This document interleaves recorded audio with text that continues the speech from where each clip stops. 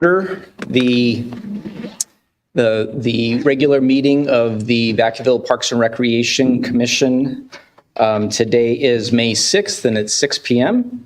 And so our first agenda item is we have the pleasure of swearing in a new commissioner, Heather Kraus. And so I'll invite Heather to the dais, and Michelle Thornburg, our city clerk, will swear her in. Administer the oath of office. I state your name. I, Heather Kraus, do solemnly swear to support and defend the Constitution of the United States, the Constitution of the United States, and the Constitution of the State of California, and the Constitution of the State of California, against all enemies, foreign and domestic. And I will bear true faith and allegiance. And I will bear true faith and allegiance To the Constitution of the United States. to the Constitution of the United States And the Constitution of the State of California. and the Constitution of the State of California. That I take this obligation freely. That I take this obligation freely Without any mental reservation. without any mental reservation Or purpose of evasion. or purpose of evasion. And I will well and faithfully. And I will well and faithfully Discharge the duties. discharge the duties Upon which I'm about to enter. upon which I am about to enter. Congratulations.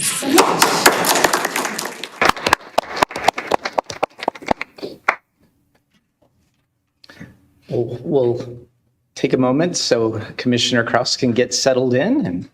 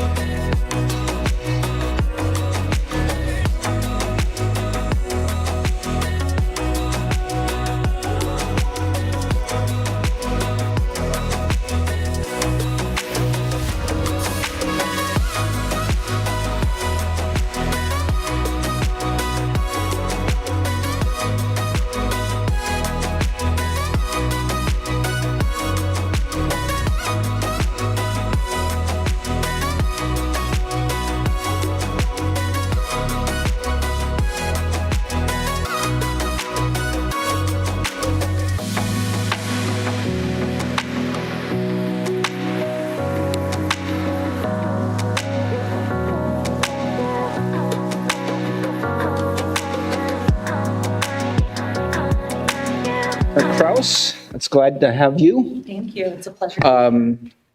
Since you're new and we do also have some new commissioners as well, I'll just remind you that before you is the button in the middle is your mic to speak. And so if you'd like to speak, just go ahead and activate that and I'll turn your mic on. And that will, and then you can share your comments. Great. So, Secretary, could we please call the roll? Commissioner Gollinger? Here. Commissioner Kelsey? Here. Commissioner Kraus? Here. Commissioner Cerna? Here. Spelled your name wrong again, I apologize. Commissioner Wald? Here. Vice Chair Frazier? Here. Chair Oz? Here. And let's see, next, Commissioner Kraus. So we'll put you to work right away. Would you mind leading us in the Pledge of Allegiance? It's right behind you.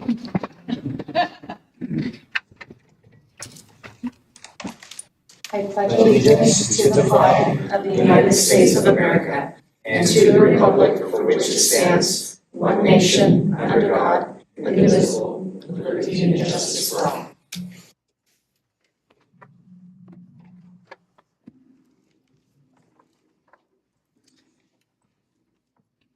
Great. Next on our next item is approval of the agenda.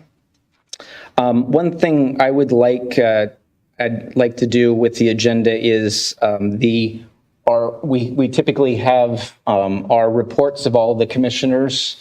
That's actually not at the end. I'd sort of like to, if it's okay with the rest of the commission, move that to the end of the agenda rather than being sent second. Great. If there's a motion to that or any other changes or amendments to the agenda? There's no other changes to the agenda. So I'll make a motion. Accept it. Motion. Is there a second? I'll second. So we have a motion and a second to approve the agenda with the change of the report of the commissioners to go to the end of the agenda. All those in favor? Aye. Aye. Opposed? Motion carries. Great. Next is on the agenda is approval of the minutes from the April 1st, 2026 regular meeting.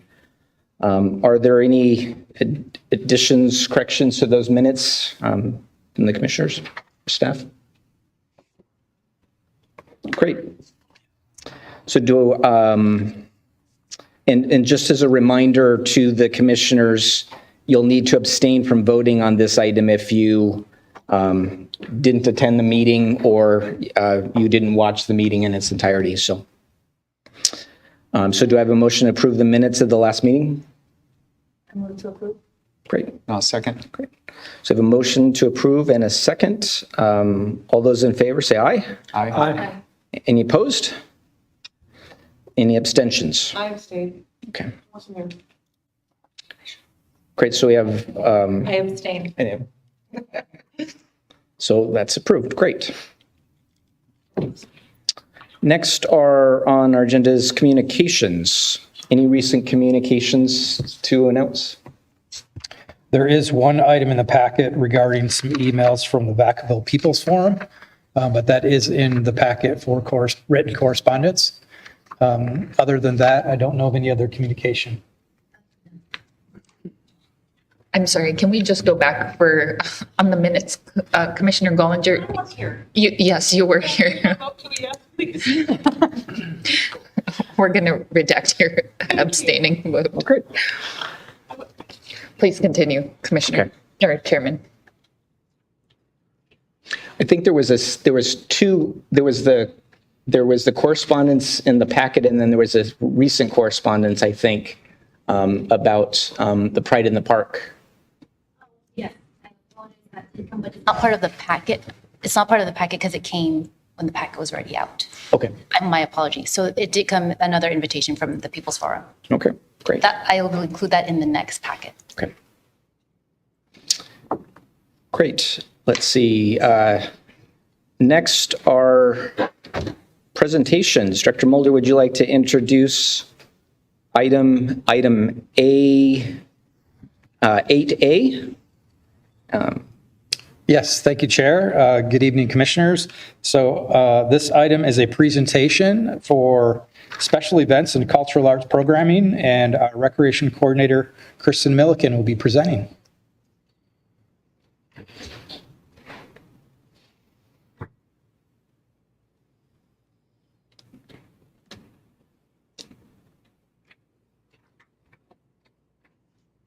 Good evening.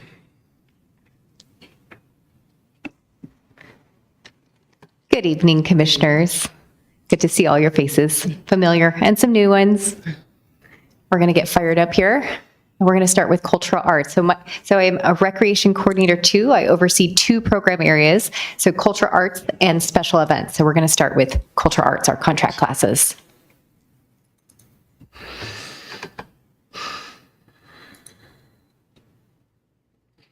All right, let's go ahead and get started.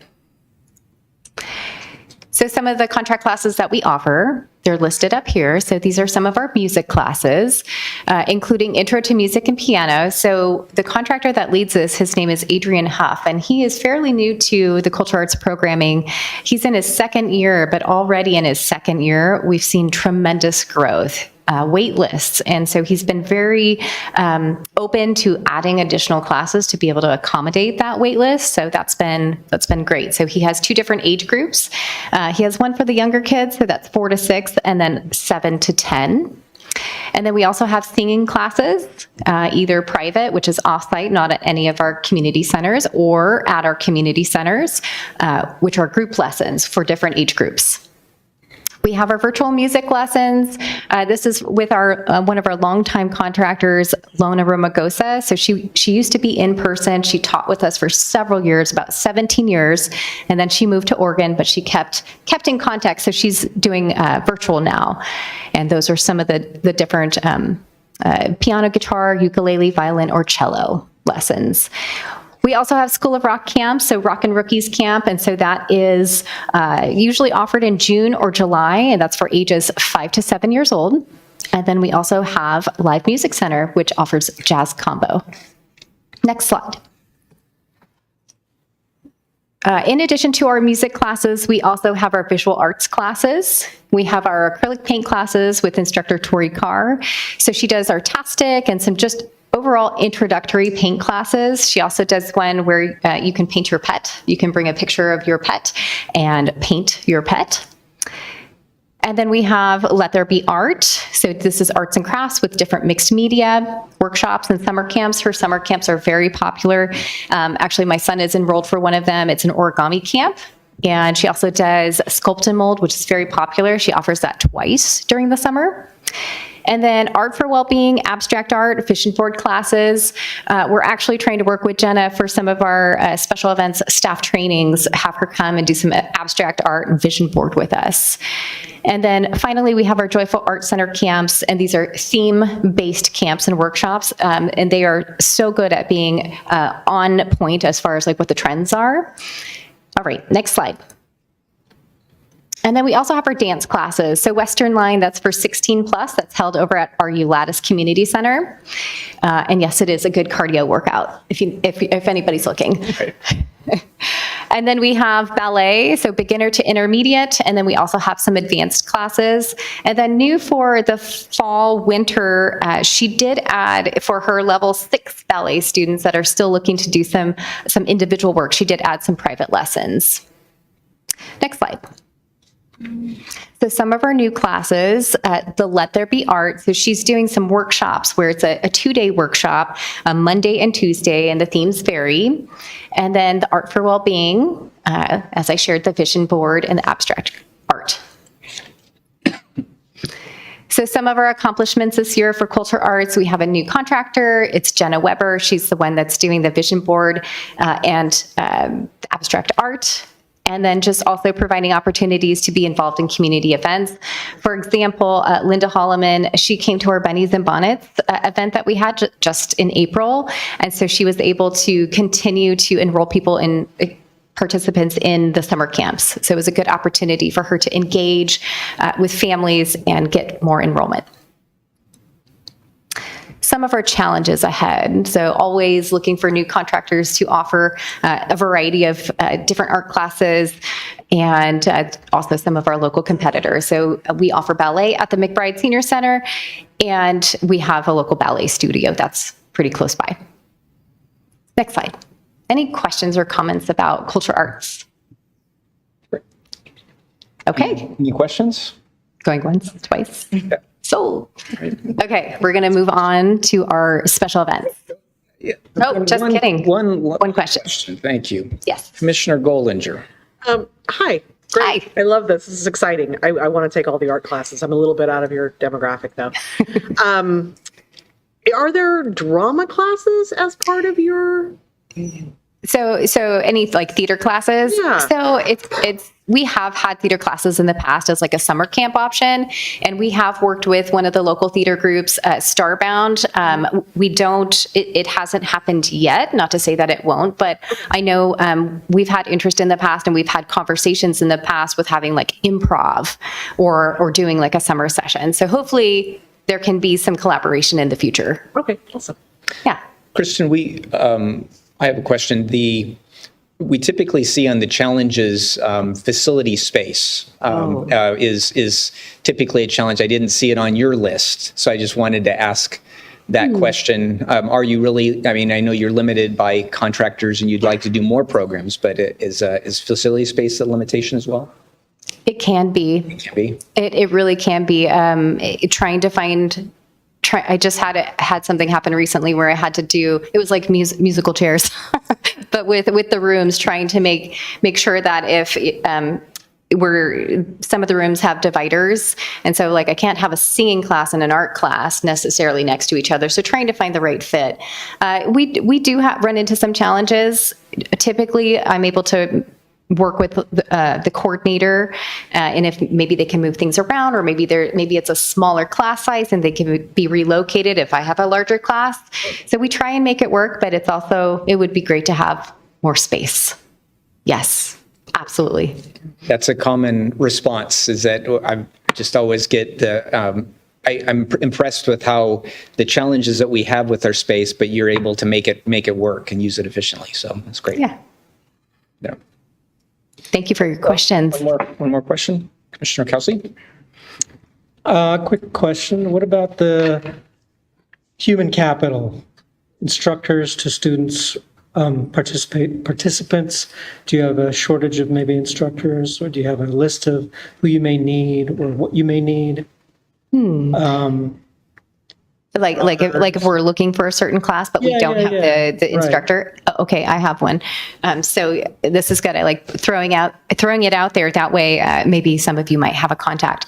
So something we've wanted to bring for several years is like a ceramics class. We actually do have a kiln at the McBride Center, and it's been checked out. It's ready to go. And so trying to find a contractor that could offer ceramics. I know we've had some potential leads in the past, but if any of you have a recommendation, that's definitely one we're looking for. And do the instructors, do they set their own pricing in terms of hourly pricing, or is that set by your department, or how does that work? That's a great question. So they set their own pricing. I do recommend that they take a look at the events guide, like take a look at what the other instructors are offering, because you want to be within that range, but they set their pricing. And does your department, do they get a cut of what the instructor is pricing? Got it. Yeah, so there's typically, with most of our contractors, there's a 60-40 split, with the contractor getting 60% and then the city getting the 40%. Perfect, thank you. Yep, and that 40% is going to cover like the marketing, the advertising, the facility space, the staff that have to open the facility, those kinds of things. And that's pretty competitive, you think? Yes. In terms of where other cities are? Yeah. Perfect. Great. One last question, Commissioner Cerna. Hello. So just for my edification, part of my ignorance is I'm new here. How do you advertise the contracting positions that you're seeking? And so that way, if we do know somebody, we can turn them in that way or possibly expand your marketing. I love it. Thank you. Thank you for that question. So typically I work with our marketing person, Erica, and so she'll put something on social media. I know in the past we've also put it in the activity guide, looking for instructors. So those are usually our main avenues. Just refer them my way. Thank you. Thanks. Great. Would you like to continue to? Yes. All right. Let's continue. I did not, let me just pause for a second. So I introduced myself and I did not introduce or have my support staff introduce herself. Go ahead. My apologies. Oh, thanks. I'm Denise Palaio. I am her support staff, so I'm a rec specialist Great. for special events. Welcome, Denise. Thanks. She helps in so many ways. You have no idea. This is the team right here. This is what makes things happen. All right. Special events. I love special events. All right. So we just, as I shared, we just had our Bunnies and Bonnets event, which is a free event for the community with some pay to play activities. So we have an egg hunt, 3 different areas on the grass that are separated 0 to 3 with adult, 4 to 8, and then all ages. And then new this year, we worked with one of the other program areas, our adaptive rec program area, for a sensory friendly egg hunt. And that was a tremendous success. We actually, Good Day Sacramento was out there. And so they were able to interview and get a little bit more information. Let's see, we had the wagon rides at Bunnies and Bonnets, and then we also had the petting zoo and a few different drawing prizes and food vendors. It was a beautiful day. We have our Vacaville event. I'm going to speak a little bit more on that later. We did in 2025, the Vacaville. So we decided to do that event every other year. So last year it's off year. So it's back on the event agenda. All right. And we also have our Creek Walk concert series, which is literally knocking on our door. So it's almost a month away. So this year it's going to kick off on Friday, June 19th, and it's going to run all summer long until Friday, August 7th at 6:30 to 9:30 p.m. And you can buy a Creek Walk season pass in advance. It's 7 punches. It's $25. It can be used one of 2 ways. It can be used for just yourself and you go all season long, or you can go to one concert and bring 6 of your friends, including yourself. And then what else did I want to share with you about Creek Walk? Yes, the Creek Walk, there has been a price increase. So back in February, City Council did approve a small price increase. So typically for everybody 13 and up, it's been $3 per person, and now it is $5 per person. And then 12 and under continue to be free. And we have our 4th of July fireworks show and concert. This year, it's our 250th anniversary, so it's a big one. So we'll have some enhancements for that event. And then we also have Dia de los Muertos, Neighborhood Santa, and Merriment on Main. I'm going to go into more detail as we go through the slides. So as I was sharing, Vacaville is returning. It's coming up pretty quickly within the next week. So it's May 17th, and we're collaborating with the Vacaville Swim Club. And it's a triathlon. So it's a swim, bike, run. It's for kids ages 7 to 14 years old. It happens over at our 3 Oaks Community Center. So most of the course for the smaller kids, most of the course is going to be inside the parking area. So it's nice and contained and safe. The older kids actually start everything off so that the kids see what to do. But the older kids go off-site on one of the local bike trails, the Alamo Bike Trail. And so there's some road closures over there. But it's a great event, and I'm really looking forward to it. So you guys can come, you can ring the cowbells and cheer them on. As I shared, Creek Walk's coming up. It's the $5 entry for the 13 and older this year. So last year we tried something new. So we've always had some of our games on the grassy area, and like cornhole and horseshoe. And so last year we tried something different. We had foam, and that was a hit. It was a hit. The kids, they drawn to it. So we're going to have foam again, and then we are also going to have some inflatables. So Dia de los Muertos, this past year, so each year we try and, do something a little different or add a new layer to an event. And this last year we collaborated with the Vacaville Museum. And so they had a little bit of the pre-show where they had some dancing there and they had an exhibit. It was the Art of Death. And so it was nice for people to go to the museum, see the exhibit, see the dancing, and then they could walk down Main Street and then come to the event. And then Visit Vacaville was also one of our collaborators. And we had beer and wine at Dia de los Muertos, and that was a big deal. And then Neighborhood Santa is always popular. So this is one of my favorite events just because we're meeting people where they're at. With most events, people are coming to us, but we are coming into your neighborhood and bringing Santa and bringing some of the vehicles. So we work in collaboration with PD and Fire, and we usually have some of our sponsors like Chick-fil-A. And then we always have City Coach, and then we have a vote for your favorite vehicle. And then new this year, we did collaborate with the Vacaville Neighborhood Association. And so they were able to just even bring more people, more of the festivities just to the park. Oh, and I have a video. We have a video for you. Oh, you just get it, get it, get it, get it. Oh, you just get it, get it, get it. I got you, and you got me, and we're just one big family. Oh, you just get it, get it, get it. Oh, you just get it, get it.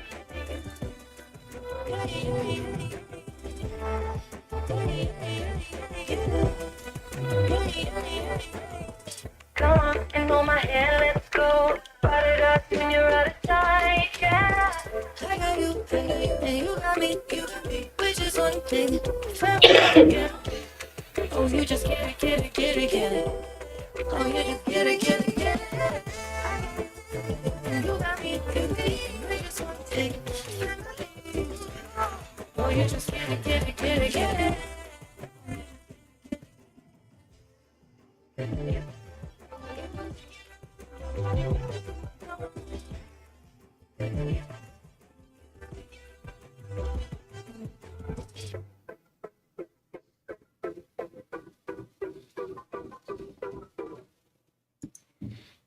So that just is a little snippet of the last year and all the fun that we've been having. All right, so these events are really made possible with connecting with our community, with different organizations, different sponsors. And so this is just some of the people that we work with. The Summer at City Hall intern, they come out. I always like to add something additional. So they usually come and they do a lot of office work, but I always want to offer them the opportunity to come in the field and see what's all this office work leading to. Here are the details, but then come and experience the event. And so they usually take me up on this offer.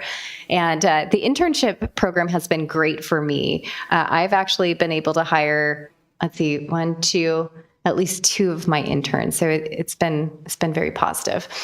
And then, that's Isaiah over there. Next slide.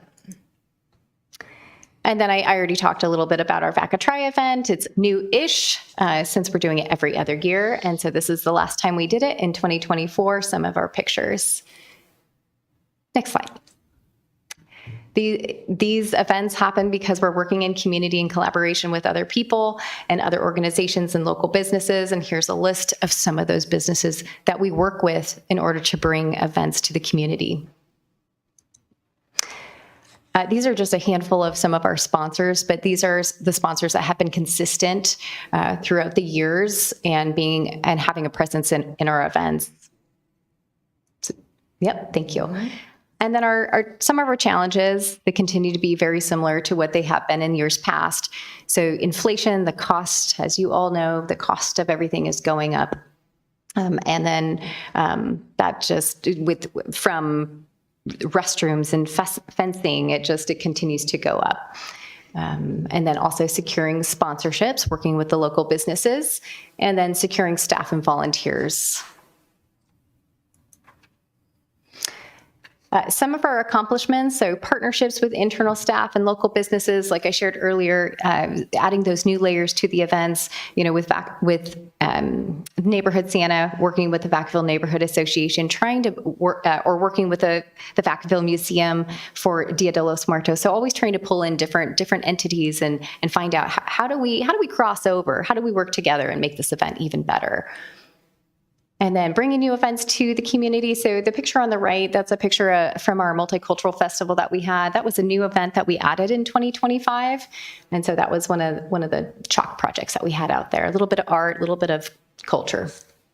And then just continuing to add those new layers to events. So Dia de los Muertos, like I already shared, we added beer and wine there. We added the walk from the Vacaville Museum.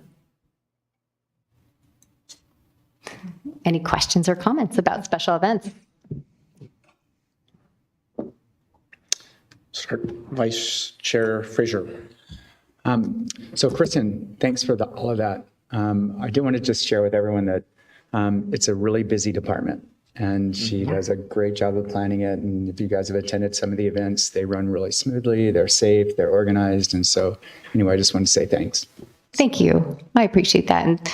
And it is a lot, and it's a team effort to get all the things done. And I've gotten much better at delegating. Thanks, Mark. Commissioner Serna. Just correct me if I'm wrong, but I want to say last meeting in April, it was announced that you recently got certified. Oh. Right. And so I just wanted to congratulate you on that. Oh, thank you. You know about that. You do. Fantastic. Yes. I decided to get my certification, my CPRP. Thank you. And I passed. Thank you so much.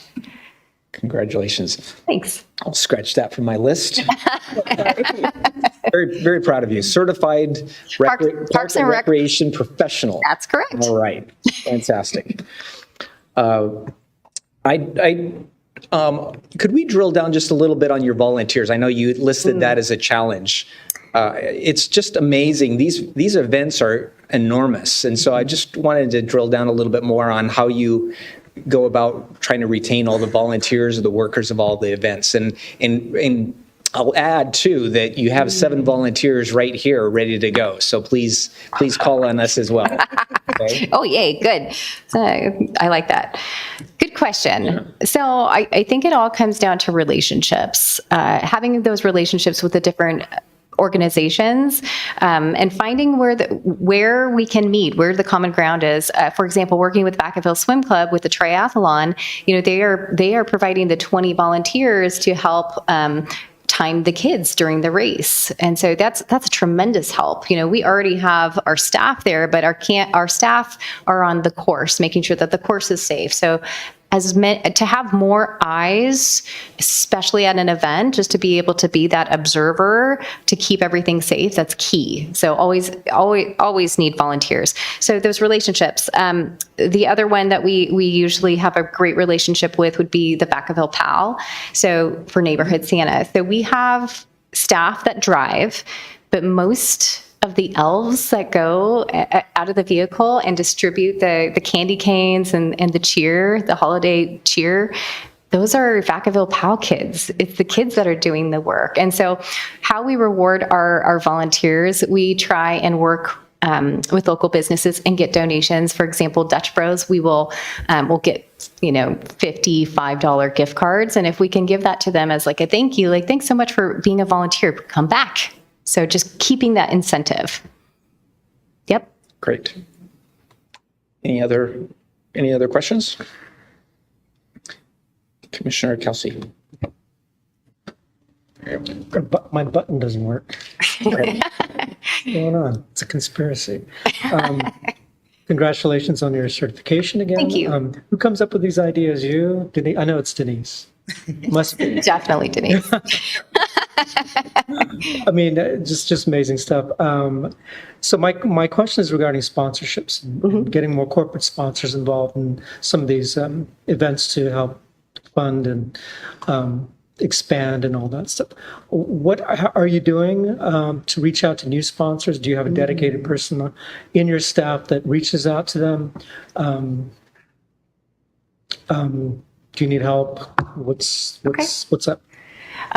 So I'm the one that typically reaches out to the sponsors. I usually have a goal of adding a new sponsor to an event, like even if it's just one sponsor, so continuing to reach out. What I try and do is I look at the event. I look at what we're trying to do at the city. What are our values? What are our goals? And then I try and look at a business or a corporation, and do they share similar values? Where do we cross over? Because that's going to give us the best potential to move forward in the process and get sponsorship dollars for our events.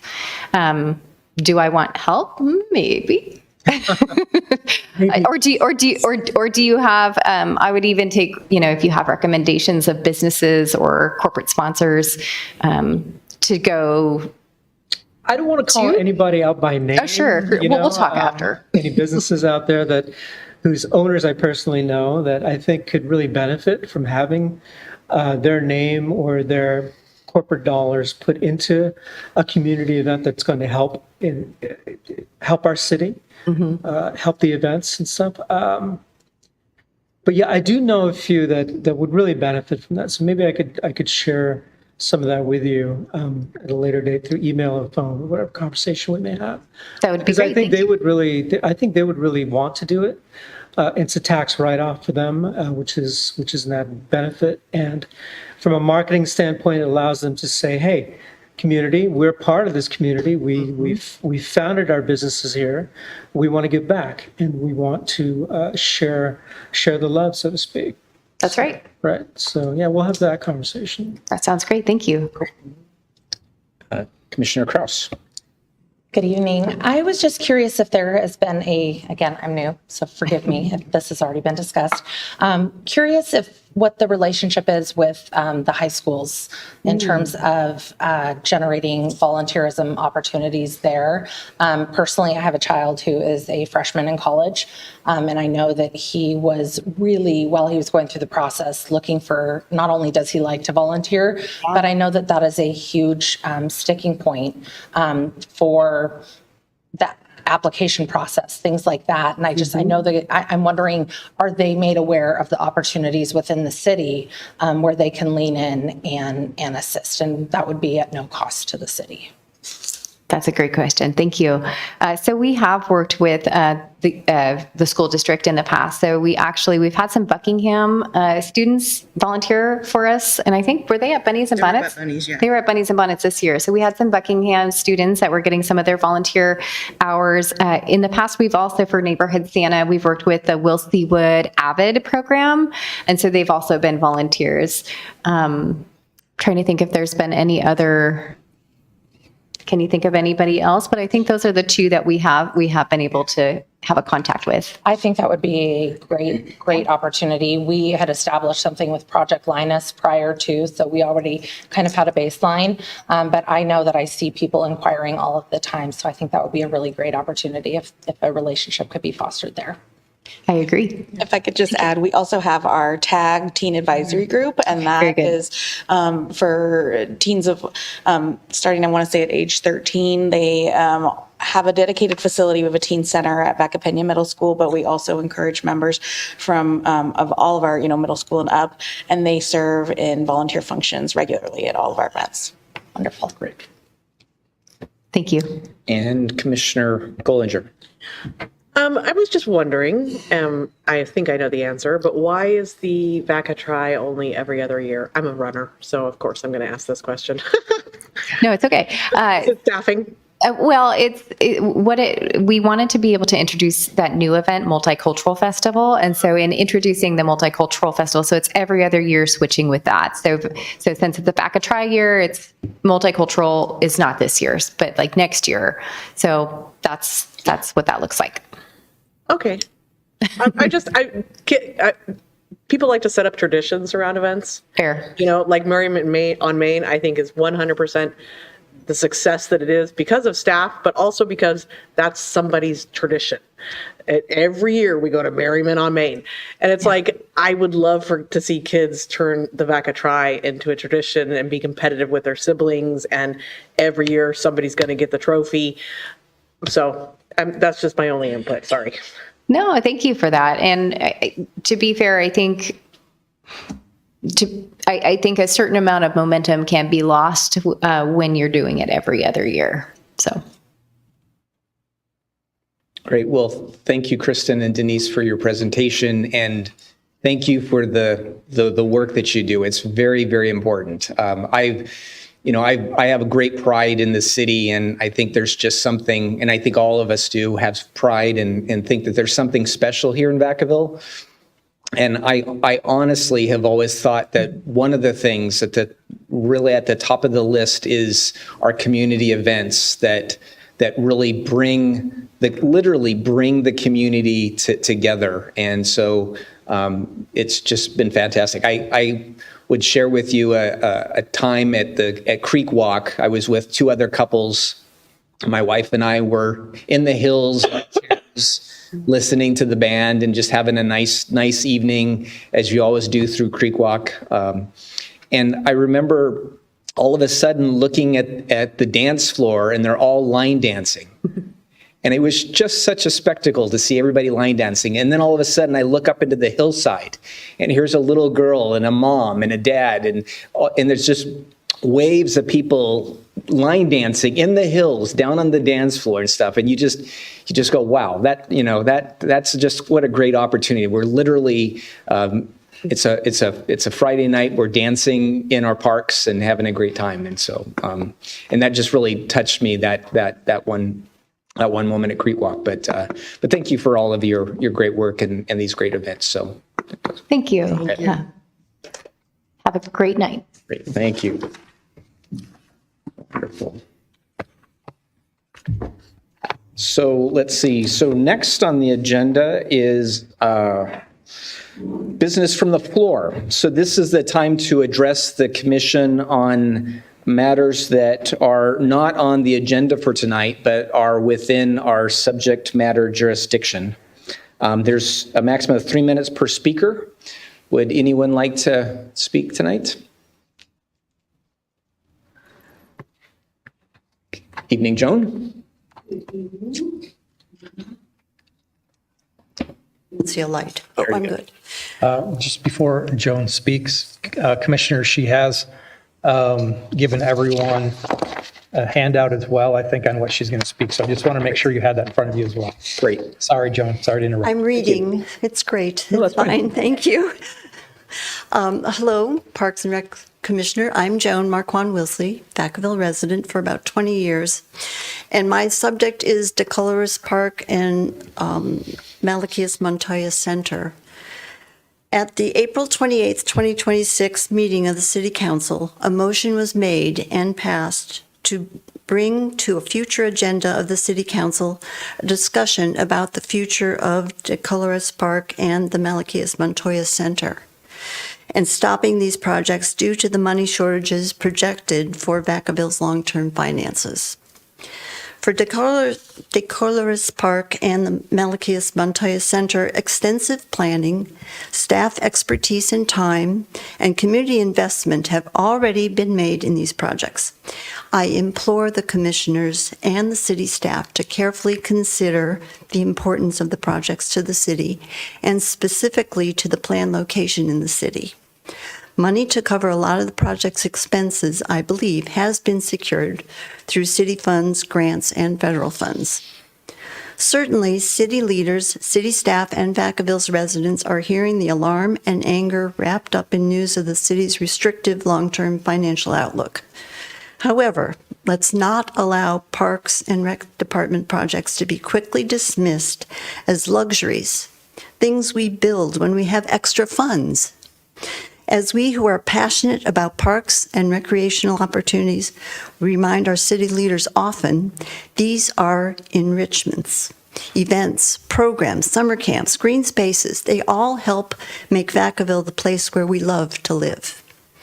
Commissioners and Park and Recreation Department staff, please protect DeColores Park and the Malachias Montoya Center from being abandoned because of the city's projected budget shortfalls.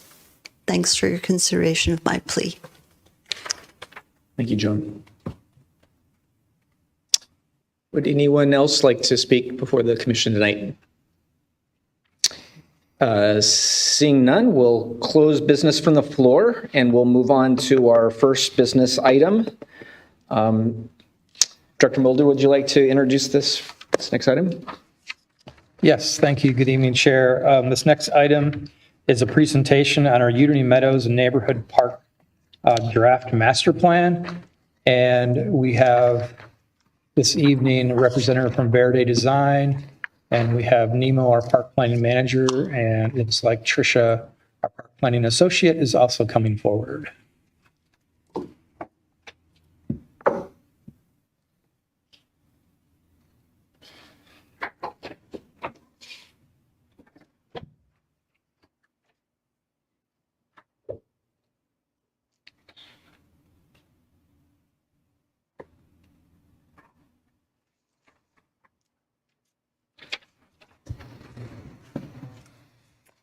All right. Good evening, Chair Oz, Vice Chair Fraser, and members of the Park Commission, and also welcome Commissioner Krause.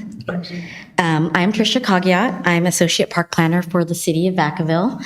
And with me today is Nemo Gonzalez, Park Planning Manager, as well as Amy Latom of Verde Design. And we'll be presenting the draft park master plan for the Unity Meadows Park. So the Unity Meadows Neighborhood Park is a 6.16 acre site, and it's found within the Vanden Meadows subdivision, which was approved in 2013. Vanden Meadows is east of Nuttree Road, with residences along Foxborough Parkway, Vanden Road, and bounded by a 28.41 acre school site near Opal Way. This 206 acre subdivision is anticipating a total 780 single-family homes, of which 649 units have been built. The Unity Meadows Neighborhood Park was named by the City Council Naming Committee in June 2024 to designate the park as a place to bring everyone together, regardless of ethnicity, religious, or political background, while honoring the native meadows found in Vacaville. The Unity Meadows Park site will have baseline features as listed in the city's Park and Rec Master Plan. That consists of the playground accommodating ages 2 to 5 years and 5 to 12 years, an open lawn area, looped walking trail and shade trees, shade structure and drinking fountains, picnic tables and benches, park signage, and at least one multi-sports court. I'll now hand over the presentation to Amy of Verde Design to discuss the community outreach and design approach for the draft master plan. Thank you. We started our community outreach for this project in January with an online survey. And then recently, at the end of March, we had a community meeting where we presented a couple of concept designs. And then we're here tonight for another community outreach, and the next month we'll finish that community outreach at our next meeting. We're going to recap the online survey and then the community meeting. In December 1st of last year through January 7th, we had the online survey. It was 15 questions.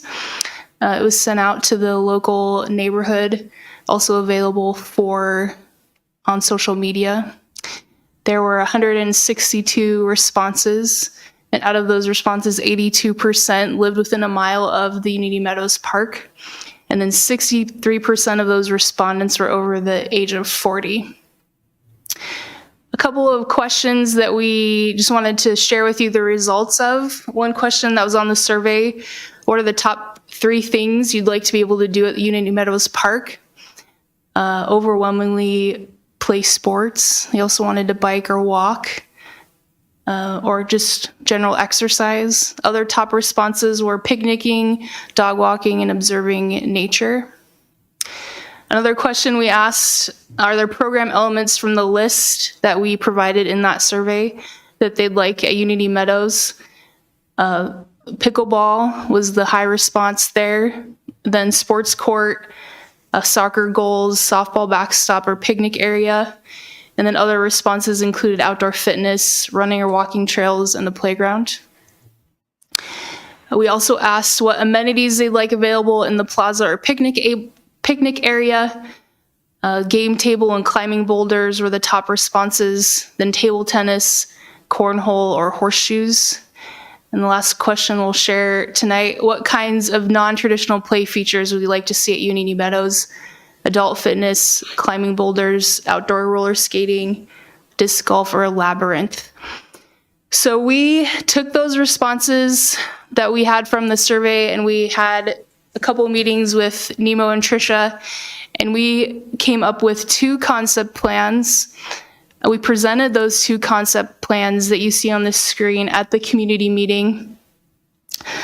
Concept A had a large dog run and a sand volleyball court, and concept B had a pickleball court and the tiered wall.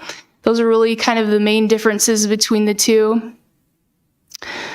We also showed, you can go there. Yeah, we also showed the community meeting, the community members, the site furnishing options. So we had these boards displayed, and they were able to take green or red dots and mark on the images what they liked and what they didn't like.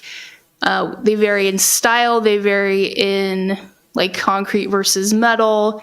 There are some different color options. And then we also showed them different playground options. The one on your left is more traditional, and then the one on the right is a wood option. And then we had the 2 concepts on display as well. They were able to take sticky notes and put their comments on the plan, what they liked, what they didn't like, things they thought that they were missing. Maybe this part of concept A could become part of concept B.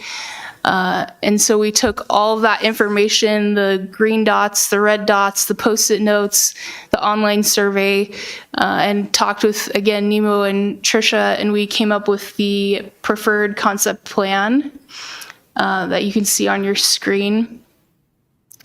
So we'll get into some of the meat of this concept plan. One of the first, yeah, you can go to the next one. The bike path that connects the existing bike path and will go through to connect to the other side is about 15/10 of a mile in length. Then we have a perimeter path. It's about 4/10 of a mile.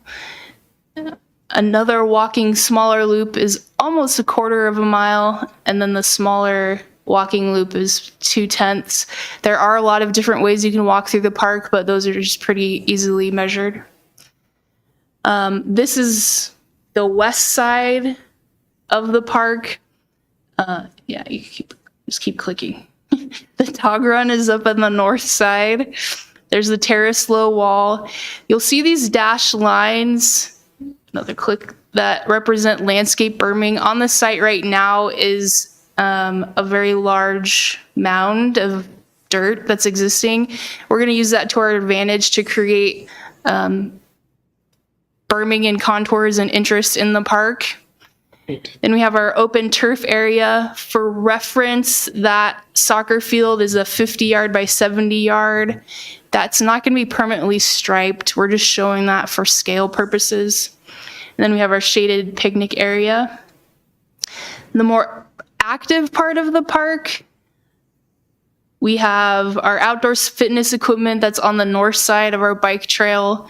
We're gonna have our half-court basketball, our pickleball courts, shaded seating area. We have our game tables and table tennis. We have our 5 to 12 playground. We have a seat wall that's separating that 5 to 12 and the 2 to 5 play area.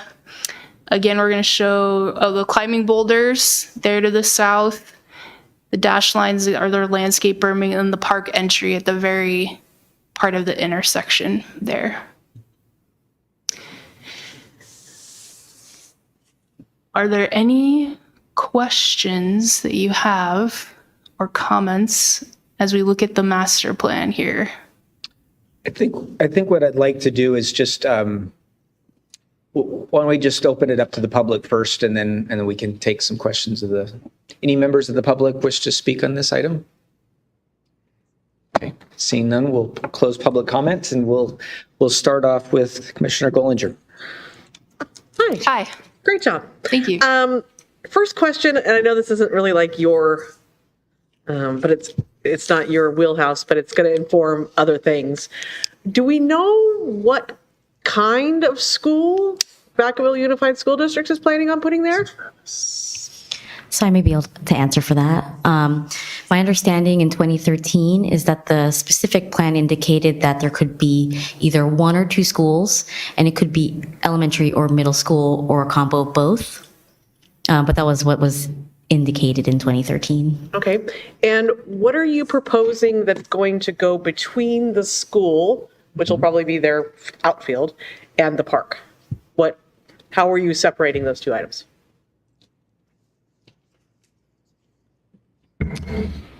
We've had preliminary discussions with a school district about whether or not they're actually moving forward with the school, and we've talked about possibly engaging with them about expanding sort of park uses if they are not immediately moving forward with the school site.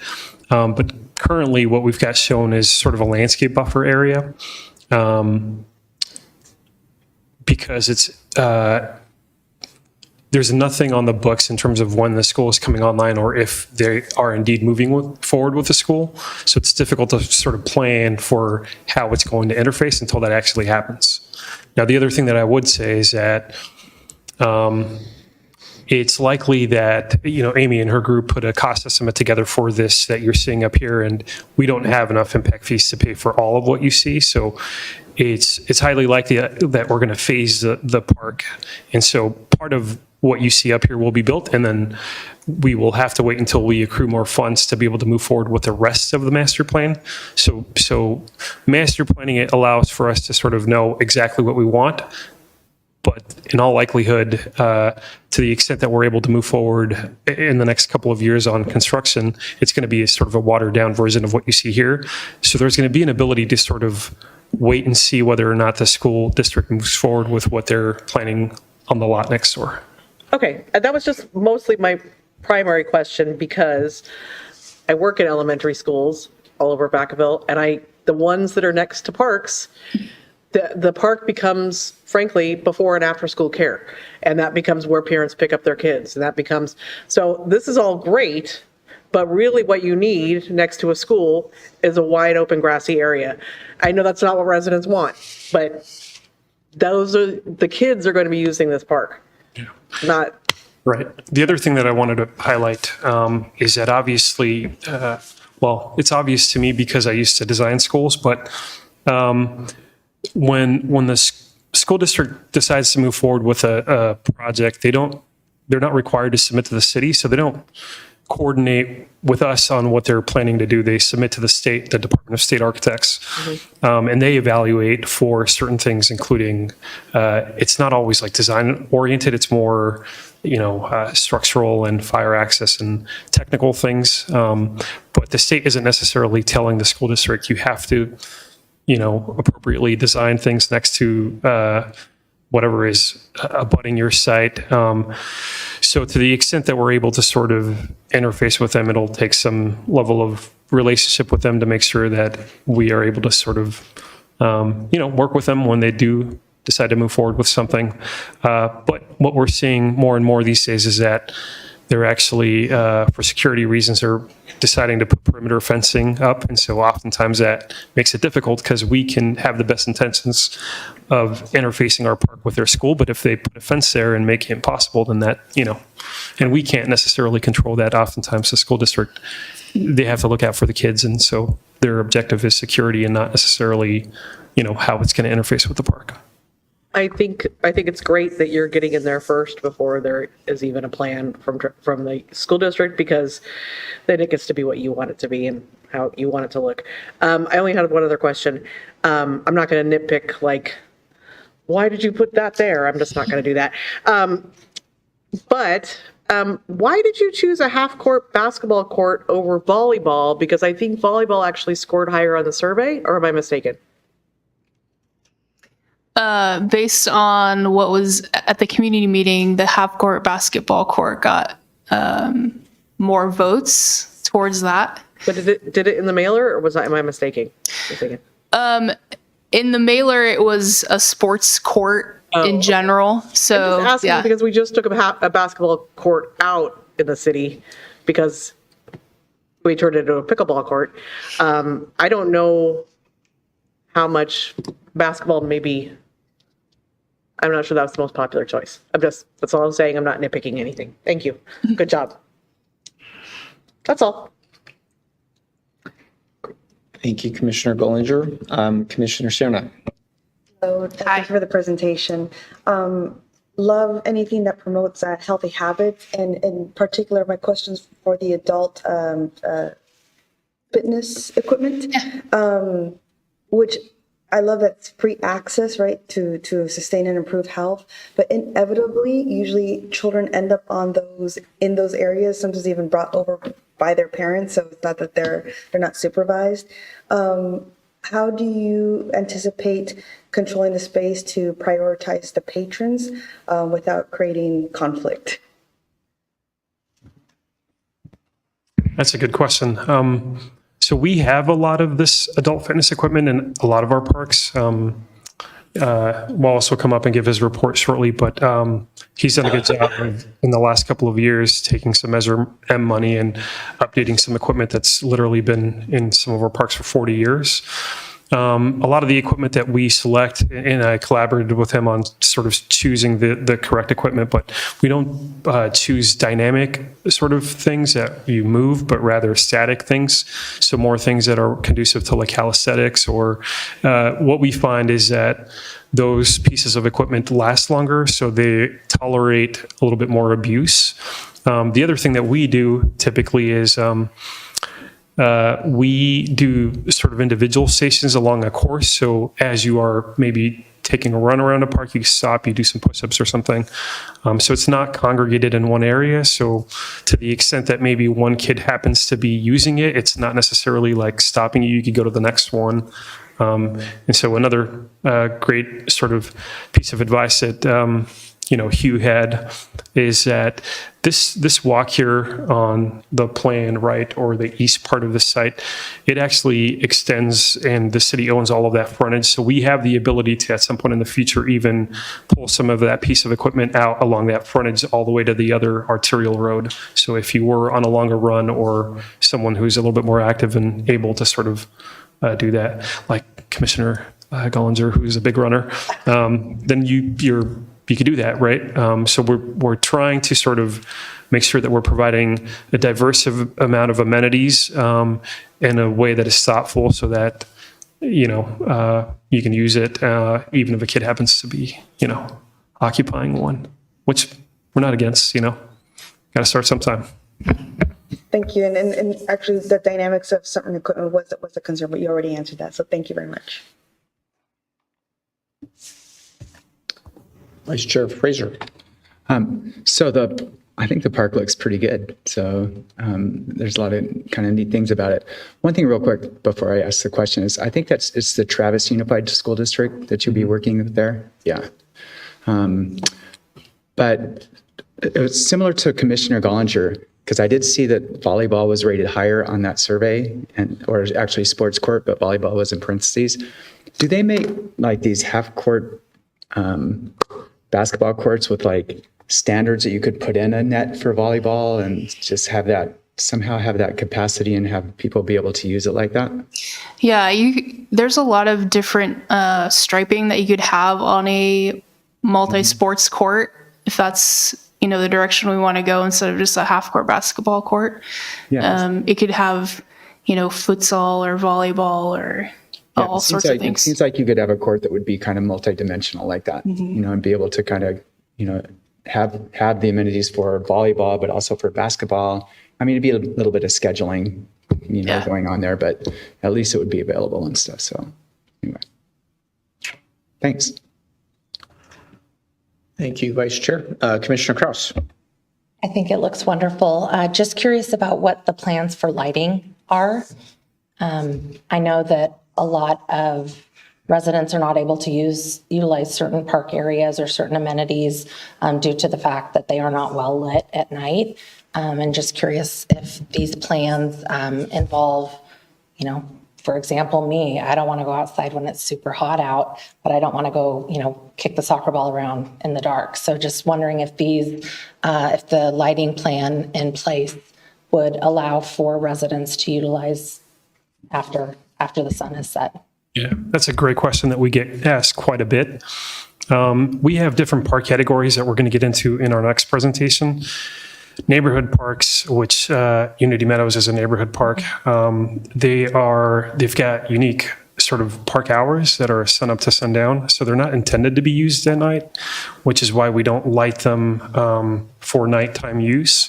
So they do have a low level of security lighting. You'll find that at parks like Alamo Creek and other like parks that are intended to sort of provide some eyes in the park for PD if they happen to be driving by, but the intent isn't to make this park a nighttime park because of the surrounding sort of context of the park, which is houses everywhere. Can you imagine living there and hearing a basketball at midnight or something? So that's Yeah. Thank you. Other park categories, though, and again, we'll get into it in the next presentation. We do allow for nighttime use, and those are typically larger parks. Thank you.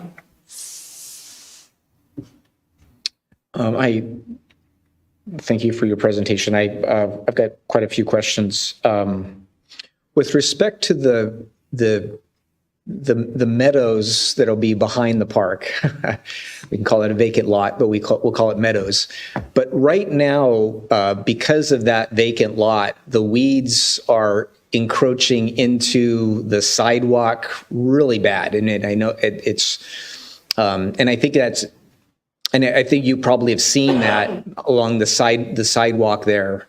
And I think that's coming from the vacant site, right?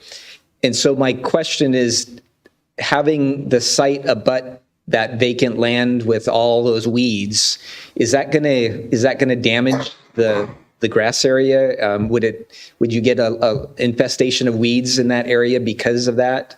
Again, my example is the sidewalk there is just really bad, and I'm attributing that to the vacant site, but. Specifically to the lawn area, no, we've got like a good horizontal clearance between the property line and where the turf is. We also have a 10-foot wide walkway, which will be paved. And then we've got a planted area. I know abatement does occur at that other site. So fire does follow up with the school district if they are overgrown, just because they don't want a fire hazard or other things. There are other measures that can be taken. They can chemically treat it. But again, I feel like we've got a comfortable distance between the school site and where the improvements are proposed on the park site, where we don't anticipate that that'll be a problem. To the extent that it is, again, there are remedies for that. Okay. And I agree. I think it was interesting that volleyball was identified as a court that was popular amongst the residents. And then as I look at, and I guess one of my questions is, in terms of volleyball courts, are we meeting our level of service standard for that, or? We are not. We're not. Because I'm just starting to think of providing that opportunity, even though it's so often fundamental to put a basketball court in every neighborhood park, correct? Not every park. For this one in particular, one of the things that we chatted about with Amy and her team right off the bat was the proximity of this park to other parks in that neighborhood, and the fact that we didn't want to provide redundant sort of amenities, but rather complementary amenities. And so one of the reasons that we even specifically wrote out volleyball is because we know that that's not available in some other parks. And to be clear, we always have the opportunity to do grass sort of nets at parks. So Magnolia Park is nearly 12 acres, so we have the ability to throw a net up if there was demand for that. But but we don't try to sort of replicate, like not every neighborhood park has to have exactly the same amenities. We are thoughtful in how we approach it. And what I'm hearing from a lot of you is that there's an interest to sort of make this half basketball court maybe like a multi-purpose court, which is totally achievable. But you normally would do a sand volleyball court, right? We wouldn't normally do anything. Again, we're open and receptive to lots of different things. Again, Wallace will come up here and give his park maintenance report, but typically we're sort of negotiating with his group, who has to maintain the park site in perpetuity to make sure that everyone feels comfortable with whatever solution we move forward with in terms of what the detail looks like for that court. Okay.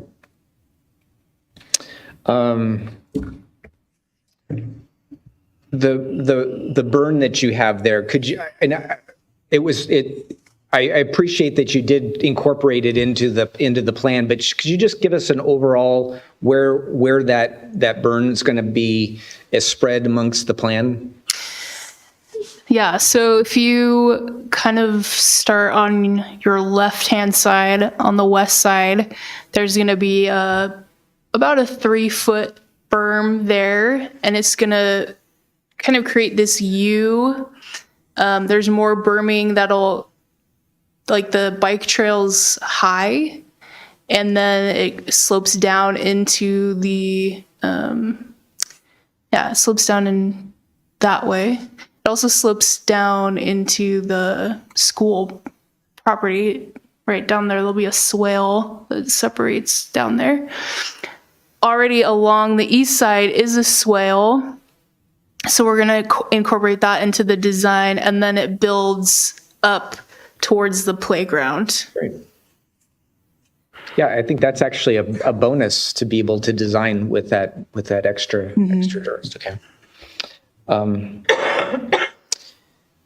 When you have listed game tables, when you specifically say game table, what type of a table are we talking about? It's a table with a chessboard. Okay. Yeah. Okay. The phasing plan. Right here, we're showing the full master plan concept, but what's the proposed phasing of the project? Yeah, I can answer that as well.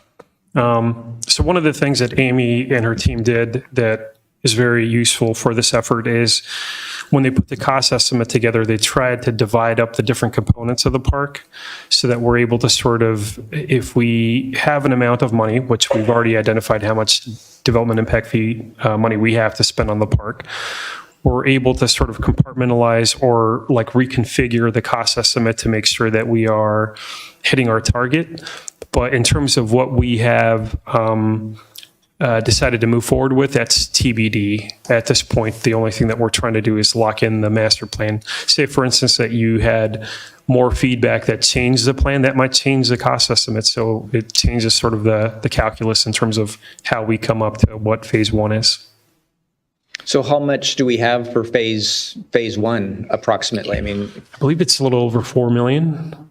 Yeah. So can you give us a sense as to what that's going to cover? My concern with phasing plans is that, and we've got situations where we've got parks that have been phased, and there's still 20 years we still haven't completed phase 2, phase 3, phase 4. Yeah, so again, phasing is where these improvements that we're talking about today go to die, and so I just want to. As we approve this plan, we should also have some sense as to drill down on what that first phase is going to look like, because that ultimately will be the plan for quite a while, unless we find other additional funding. Indeed. So Tricia mentioned at the beginning of the presentation how many permits have been pulled. It's most of them. So the idea that we're going to get a lot more impact fees is unlikely to be able to move forward with a substantial amount of the park. And the reason that it's difficult for us to sort of identify exactly what we're moving forward with is because the cost estimate that was put together by Amy primarily really drills down into the hard costs. So like what you actually tangibly see at the park, what is not accounted for because we have to sort of check back with the internal team is how much permitting fees are going to cost, how much staff time is going to cost to sort of evaluate construction drawings or improvement drawings and be able to move that forward, how much inspections cost, how much other sort of soft costs that I can't think of the top of my head, but Admin fees. yeah, there's admin fees. I mean, there's a lot of things that until we kind of start to drill into what all of that is, it's difficult to know exactly how much we have for the hard costs. And unfortunately, some of the most expensive parts of the construction are things like earth moving. So really just like grading the site is really costly. And so when we're talking about eliminating like one component, like a basketball court, that might be a fraction of the actual construction costs. The things that are probably the least exciting about the park are the things that have to happen, right? In order to be able to move forward with whatever it is that you do see, you have to grade the site, right? Like that has to be drilled in. I know that that's probably not a satisfactory answer because there's a lot of sort of TBD, but that's where we're at. So when does it come back to us when it's actually sketched out and we actually can know what it's actually going to look like? Yeah. So say, for instance, that there's a request from the commission to make some minor modifications to the plan. Amy and her team address those comments. They come back next meeting. It's approved. The intent was always to sort of study exactly what we can move forward with immediately after that. So like we would then parlay that into like a design development and try to get into improvement plans. And we can try to start figuring that out fairly soon. Hypothetically, if we felt like comfortable to move forward with the phase one, then we can commit to coming back to commission before the commencement to make sure that we outline that. Because it might be that you provide us some options of do we go forward with the dog run or the volleyball court or the basketball court? Well, yeah, we would make a proposal. I would say that, again, there are technical things about sort of how we would go about this that, right. Again, like if you said, no, you don't need to grade the site, we'd say that's impossible, right? Right. So, again, we'll be as thoughtful as we can to move forward with what we think is kind of the best version of a phase one. Okay.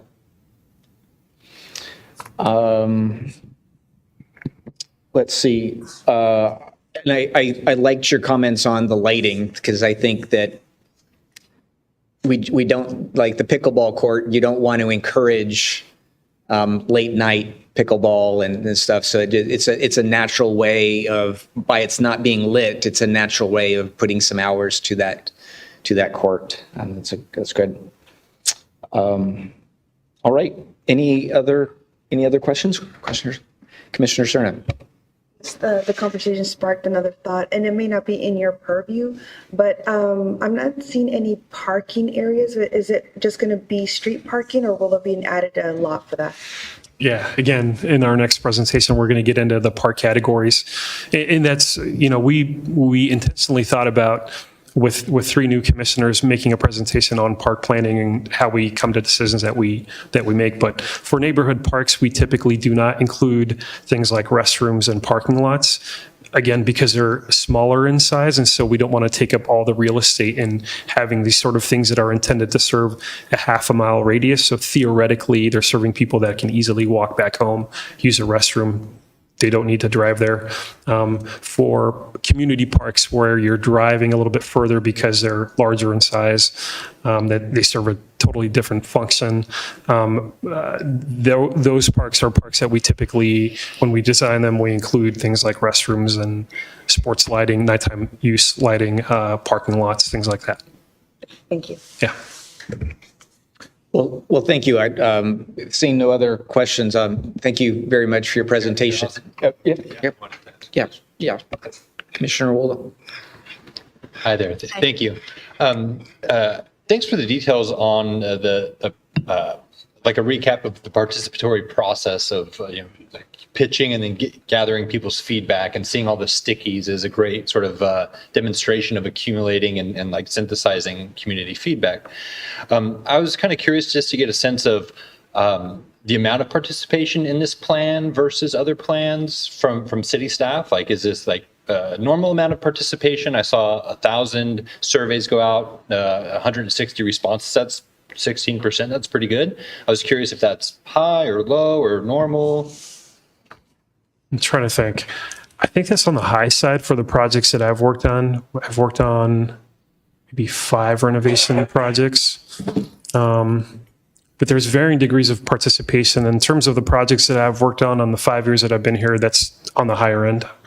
Okay. Awesome. And then in terms of, there's some information about sort of hypothetical usage or what I would want from the park.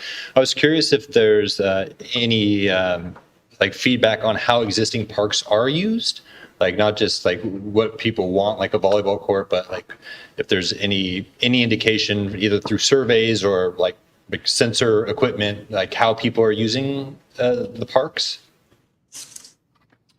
Amy and Tricia, you guys can correct me on this, but in the 15 questions that we asked for this park specifically, we didn't prompt anybody to ask how they currently use parks, did we?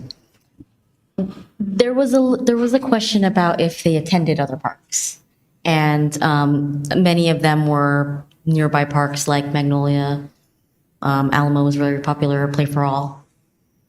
Yeah, but so one of the other things that informs us and sort of the things that we tend to ask is we do occasionally have these big efforts for some of our policy documents. I know in the past, 4 commission presentations have highlighted some community results for the Park and Rec Master Plan effort and for the rec needs assessment from 2013.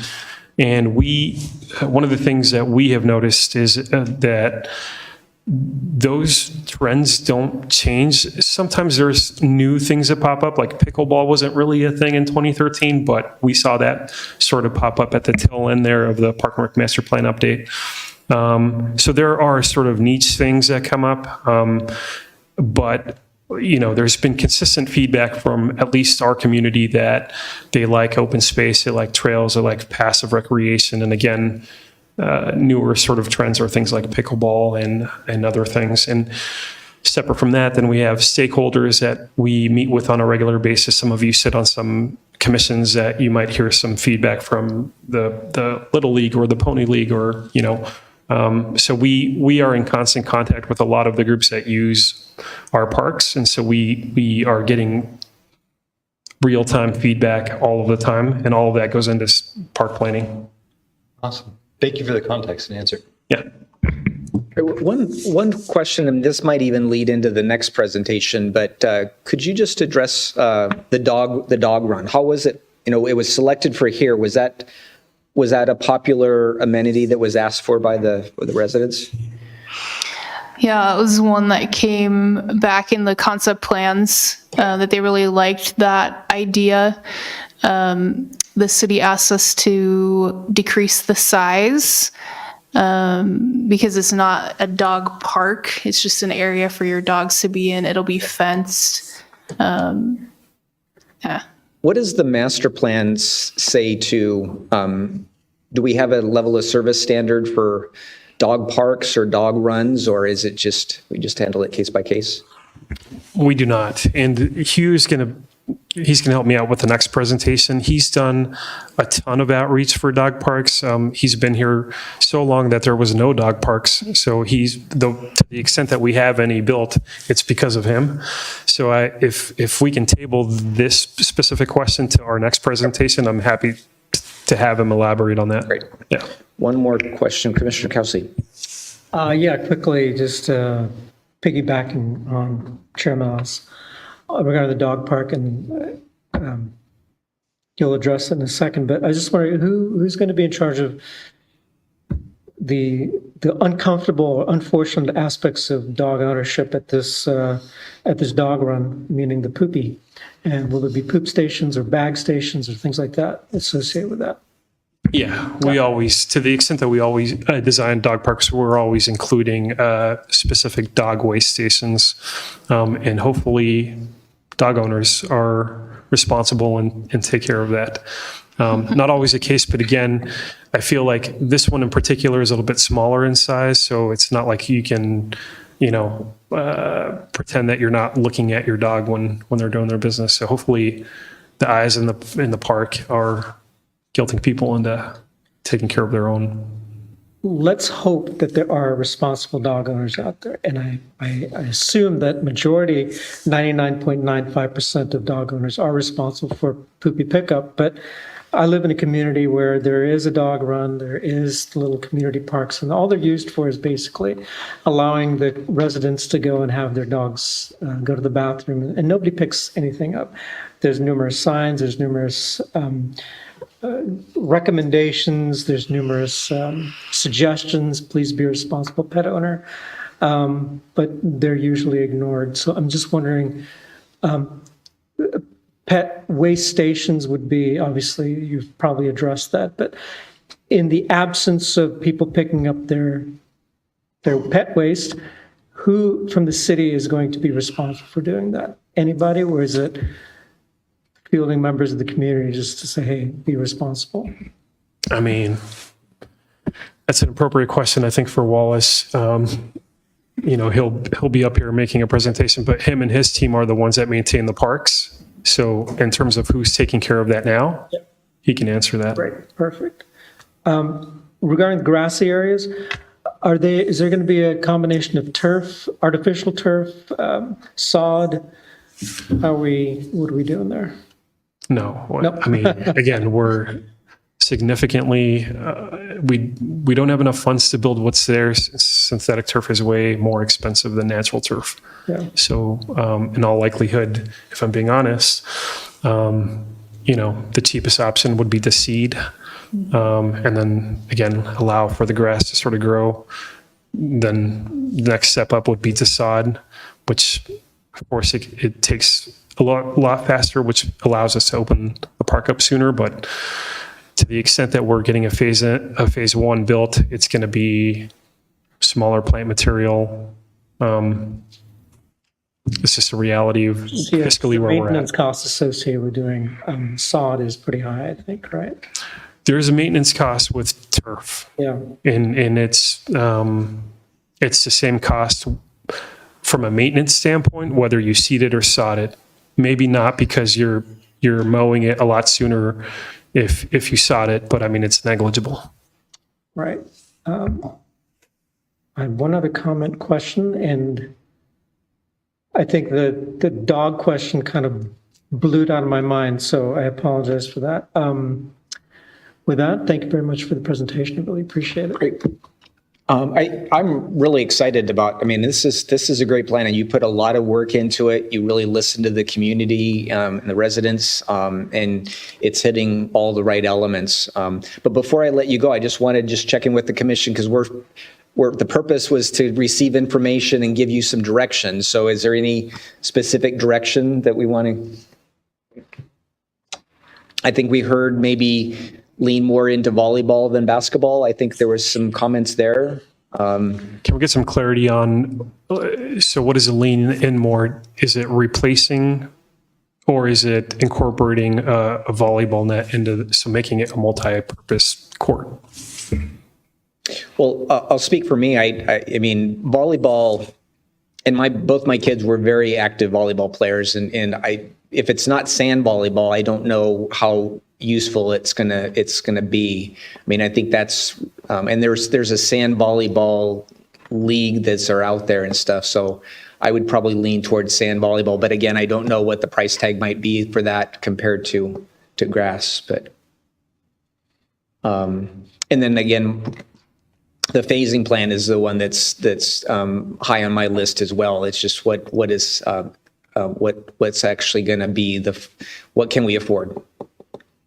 Any other? I was going to agree that volleyball on a surface that isn't sand in public is not safe. I mean, that's just the reality of it. People are going to hurt themselves. But I understand also that sand is probably a maintenance nightmare. So, yeah, I don't know how to resolve that because even with sports, I mean, I guess you could do one of those sports courts that's made out of like the recycled rubber. So it's a softer surface. Then maybe you could do I don't know. I'm just spitballing. That's a really interesting point. Amy, are there products out there that we could do for surfacing? Yeah, I mean, there's a variety of the sport court surfacing that we can look into to see if there's one that's softer for volleyball. Sure. But the ball still needs to bounce. Right. Yeah, that's the thing. Like, you balance it versus, yeah. We'll look into it. Think about it. Vice Chair Fraser.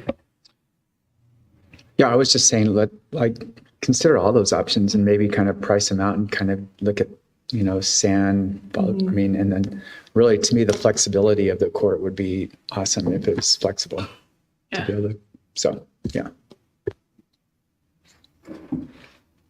Commissioner Wold. Yeah,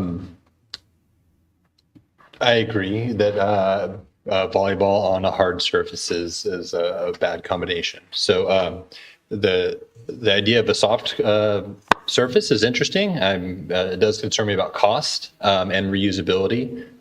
I've seen them done really well.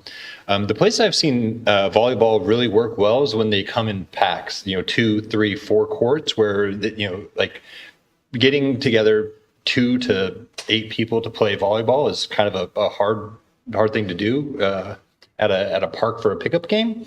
But with that said, how do we make room and encourage volleyball in the community is an interesting question. I just don't know if a single court in a park is going to scratch that itch in a meaningful way. So that's my concern. I also just wanted to share, I found out you can rent like 3D things from the library, like a 3D printer and stuff. So I was wondering if maybe there would be a way to install in the grass, like things that you could like rent from, from the city and request that they're set up from time to time. So, as sort of a way to make temporary use of that, poles in a net, but that could be done for maybe a couple $1,000s and then test and see what the demand is. So that's an idea to consider. Commissioner Kelsey. I'm going to put on my entrepreneur hat for 1 second. And I know some of the other parks in the city you can rent out. Residents can rent out for events, birthdays, anniversaries. Any plans on doing something like that to generate some additional revenue for the city? I can address that. Perfect. So typically for neighborhood parks, we do not include them in our park rental inventory. And that's because we really want them to be available and for use for the local residents. As Nemo mentioned, they're for those who live within about approximately half a mile of the park. And so unless there's specific demand from that community, Magnolia Park is an example of that. That community said we want to be able to rent the picnic areas here. That developer supported building a larger park. And it's a very popular park. So they said, we want to just be able to know we're going to be able to use the picnic area, so please let us reserve it. So that is kind of an exception, but I don't believe we have any other neighborhood parks where we actually do picnic area rentals. Those are reserved for our community parks or regional. Got it. Thank you. Of course. Is that any questions of us? Again, I wanted to be extra clear in terms of the phasing. The way that I see this sort of evolving into the next meeting is we can study what is appropriate in terms of volleyball solutions, but that's the only physical change that I've heard that's happening to the park design. In terms of phasing, I feel like that is going to be something that's going to have to come after the master plan approval, assuming that you're all comfortable with sort of what you see next meeting. Then for us as staff, we can evaluate what Verity put together, including the cost estimate, and meet with other staff to try to come up with how much the money that we do have is going to get us. And then we can come and make a subsequent presentation on where we feel like that is before we engage Verde to then again put improvement plans together on getting a construction set together. Thank you. Perfect. Thanks. All right. Thank you. Great. Next is our next business item. Director, would you like to introduce this item? Sure, yes. Good evening once again, Commission. So Nemo's not going very far, so joining Nemo is our park planner, Hugh Hesterman, as well. And this presentation is on our park planning and policy and process for how we build parks. So with that, I'll pass it on again to Nemo and Hugh.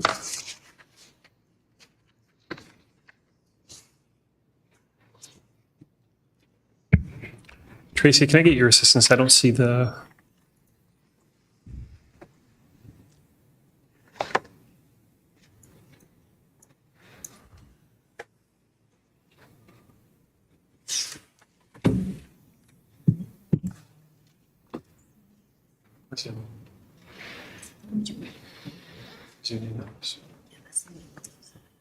Correct.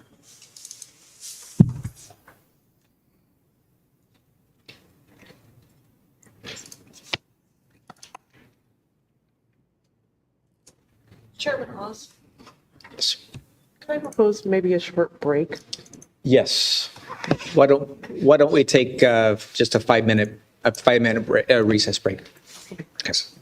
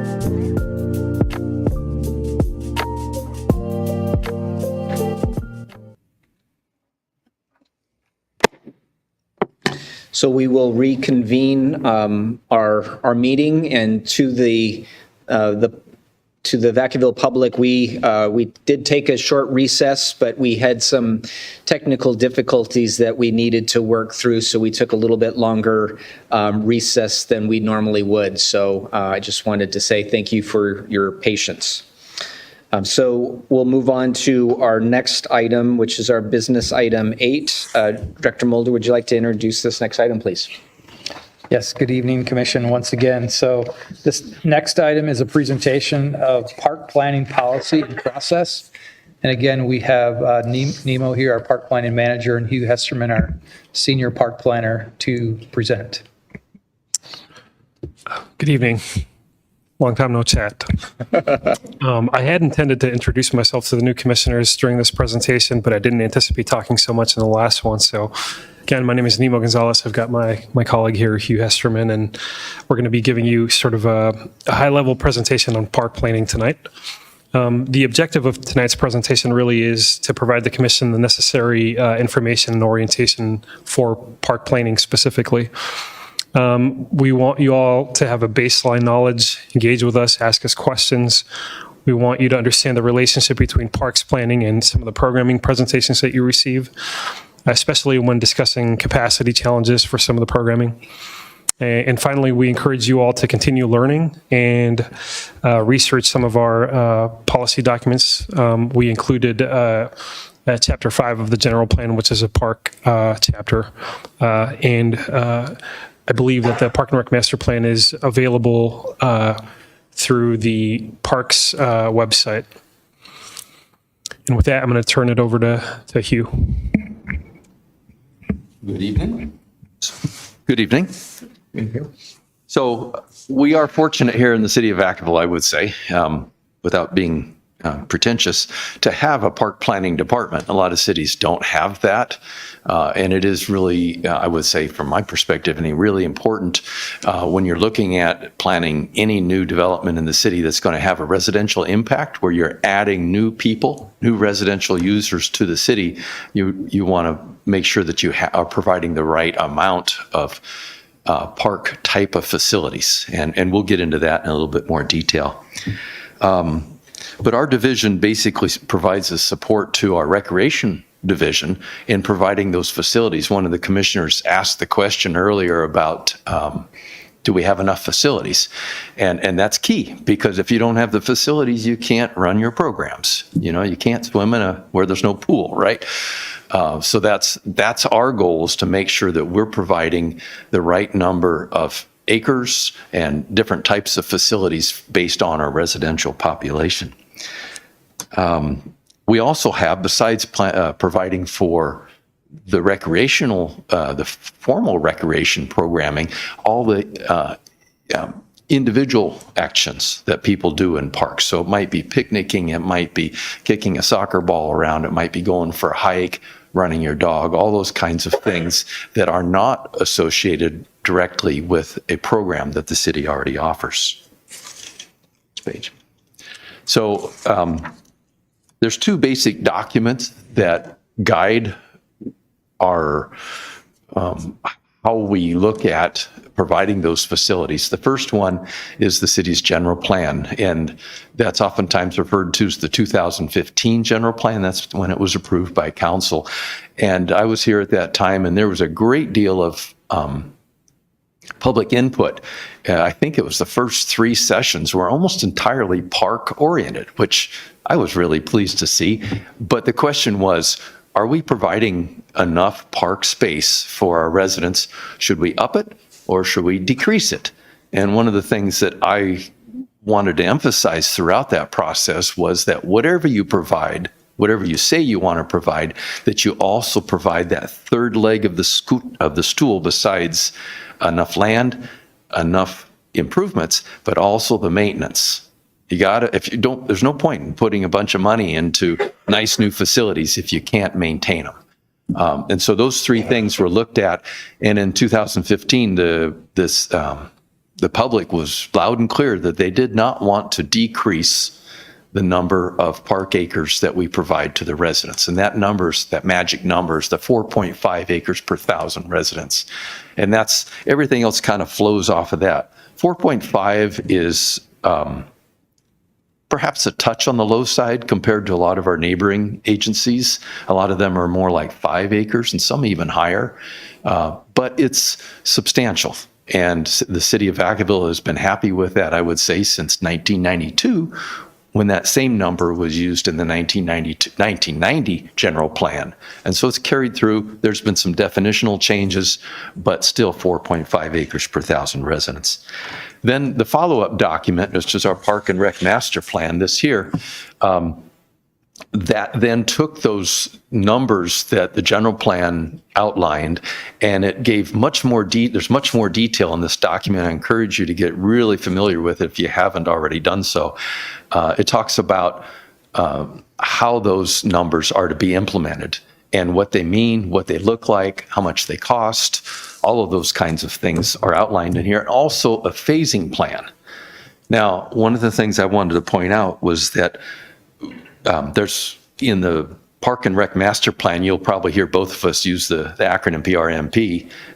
We apologize for that in advance, but it's the Park and Rec Master Plan for the entire city, not to be confused with a master plan for an individual park.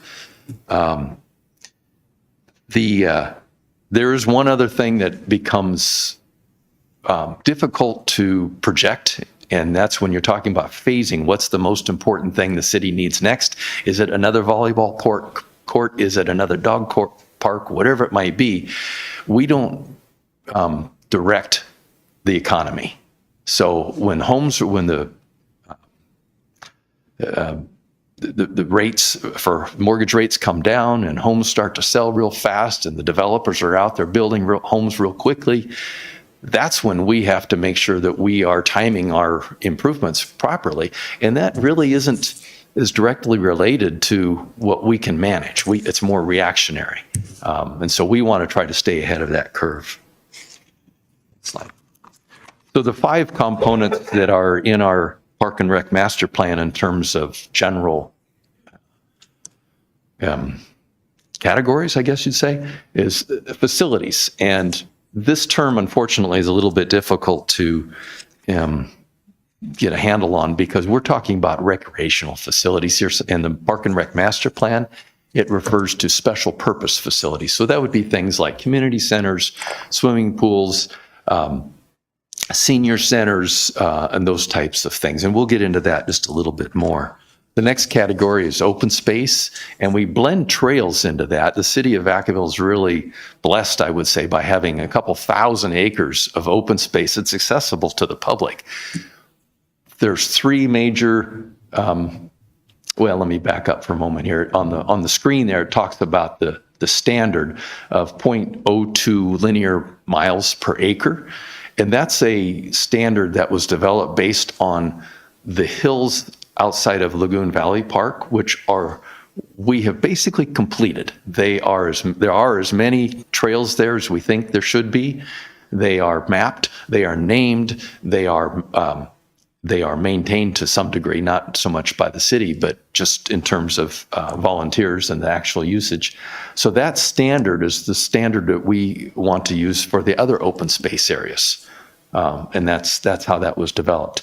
And then we have our regional park, Lagoon Valley Park. You all know that.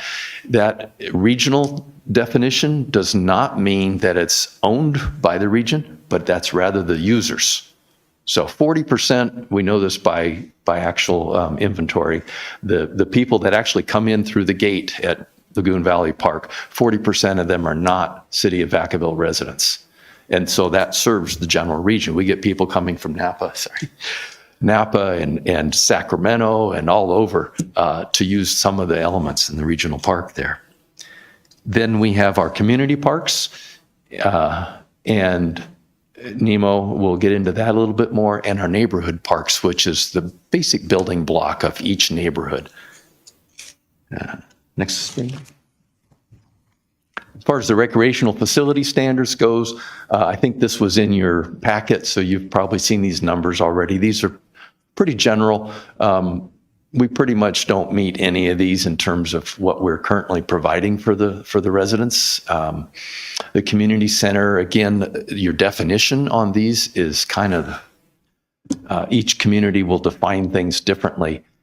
A gymnasium, we're counting our skate center, which is the Vacaville, we refer to as the Vacaville Skate Center, but it's actually a gymnasium. It's only about 15,000 square feet, I think, and it, by some standards, that's nowhere near what other cities would call a gymnasium. Nevertheless, that is our primary gymnasium. And the senior center, there too, we're under our standard on that. The neighborhood centers, those are mostly the TGIF, thank goodness it's Friday, after school, preschool care facilities. And our pools, I'll just use this one for an example. We have the Graham Aquatic Center, and technically it has 3 bodies of water plus the spray play or the water play feature. So you have the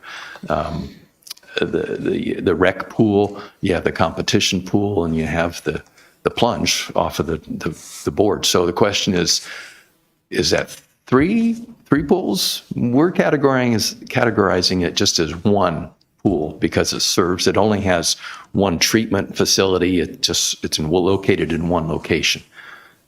Different cities might call that differently. Next slide. So then just a little bit of detail about the open space and trails. Largely, they go together. We do have quite a few miles of trails that are not within our open space areas. The Southwood Open, the South Side Bike Trail, the PG&E Trail, the Alamo Creek Trail, the Ulatis Creek Trail, all of those are not within an open space. Most of the other trails that we have, the nature trails, are located in that map that you see on your screen, which is the hills east of Lagoon Valley Park. The general public does not delineate which part of Lagoon Valley Park is park and where actually the open space begins. In the photograph on the bottom right of your screen there, where that's the Lagoon Tower Road, the beginning of it, that fence right there is actually the designated line between park and open space. Now, most people don't know that, but that's the difference there. And within the eastern hills of Lagoon Valley, those are I was referring to that .02 number earlier. Those are the trails that have been mapped and named and are defined. And there'll be some minor changes over time, but and we have about a third of those are actually signed in the park, meaning there's trail signs installed. That's all done by volunteers. As an Eagle Scout project or something like that, we'll have them continue providing those names. Now, the other two open spaces, large open spaces city has, are south of Lagoon Valley, the lower Lagoon Valley development. And then the other one is east of the Browns Valley area, which unfortunately it's named, a lot of people think it's the Browns Valley open space. It's not. It's the Calogary and Glen Eagle open space. And those other two areas have no trail master plans associated with them. There's trails up there. You can go hiking. You can take your dog. You can ride your mountain bike, but there's no trails marked. There's no trails on a map. There's no names. It makes it very difficult for anybody to say, "Hey, I saw a problem up there. There's something that needs to be fixed." Or worst case scenario, one day I was in Lagoon Valley and these three young ladies came down the Tower Trail and they said, "Our uncle's sprained his ankle. He's up on the trail." And I said, "Which trail?" Well, that was before we named him. They had no idea. Where is he? We couldn't tell. Nowadays, with the cell phones, the emergency operators can get a pretty close point on where you actually are located, but that's assuming you have a phone with you. So we have numerous other open space areas around town besides those three major ones. Most of them are much smaller in size. They may have a few trails on them, but they are pretty small and minor. We don't really consider them a large open space area. Also, I didn't mention with the trails, there's different categories of trails. There's some paved maintenance roads that are kind of all weather, and you can go out there anytime and not get your feet muddy. Then there's dual lane trails, which may be a maintenance road or could be on gravel type of maintenance, or the nature trails, and that's shown in the photo in the upper right there, where my son is leading a group of kids up in the Peña Adobe open space. Next slide. Oops, did I skip one? Okay. I guess Nemo's going to take it from there. Thank you, Hugh.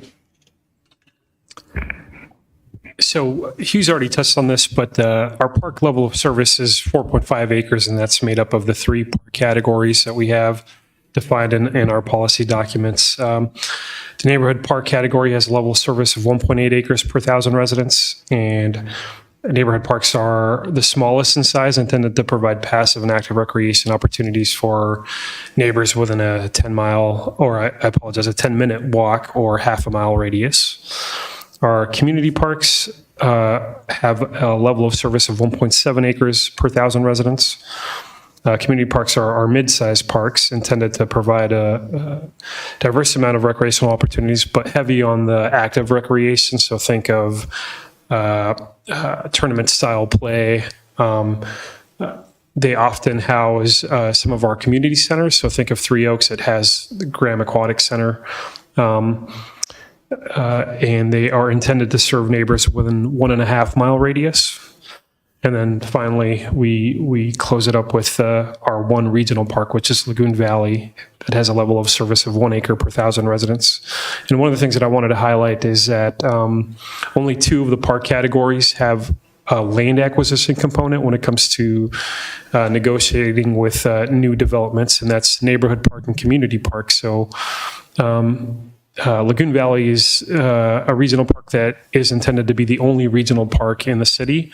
And so oftentimes when we are collecting development impact fees, we're collecting money to develop 1 acre per 1,000 residents that are being introduced into the city. So not a land acquisition fee, but rather just development fee to improve our existing regional park. That differs obviously from neighborhood parks and community parks. So not only are we negotiating with developers on the development of a neighborhood park, we're also dealing with the land acquisition component. Hugh mentioned his 3-legged stool: development, land, and maintenance. Our policy documents also have a long standing feature level of service for common types of play, including baseball and softball diamonds, linear fields, basketball courts, tennis courts, and volleyball courts. So when Chair Oz was asking whether or not we were hitting our level of service for volleyball courts, we know for sure that we're not meeting this. And the city has also adopted the Park and Rec Master Plan, and that goes into further detail, and it provides development guidelines for all park categories. Think of these as adopted rules that the city establishes to regulate physical layout of parks. And for community parks, these standards include a park size of anywhere between 10 and 60 acres. Again, service radius of 1.5 mile, minimum of 200 feet of street frontage. It's got baseline amenities and features. So we previously talked about, where is it appropriate to have a parking or a restroom? Again, because these parks are sized a little bit larger, they typically accommodate those kinds of facilities. Because they're larger, they also can accommodate things like sports lighting. So oftentimes, some of these parks, like this one up on the screen, which is Al Patch, they've got extended use hours, normally up to 10 o'clock at night. And that is both for, not only for the lighting, but rather for the noise that it generates. Some of our development standards for neighborhood parks include a standard park size of between 6 and 9 acres, a service radius of 0.5 mile, a minimum of 200 feet of street frontage, and then things like our 2 to 5 play and our 5 to 12 play structures, open lawn, a looped walk, shade structures, picnic tables, park signage, and then some sort of hardscape surface. So again, things like the context of where the park is will inform whether we want to duplicate a use or complement it. One of the other things that was mentioned in the previous presentation is this idea of sort of grouping certain types of play. One of the things that we have received from the pickleball community is that they don't want individual pickleball courts. It's more of a social thing for them, and so they want to see multiple courts. And so oftentimes we think of those as a little bit more appropriate for community parks that are a little bit larger, allow for that tournament style play. Having said that, we're not against including 1 or 2 throughout the city to make sure that other people have that opportunity, because you won't always have the opportunity to get in the car after work and drive to a community park to practice your pickleball skills. So with that, I wanted to end on this slide, and this slide is a general overview of our park planning process. It's intended to be sort of a catch-all.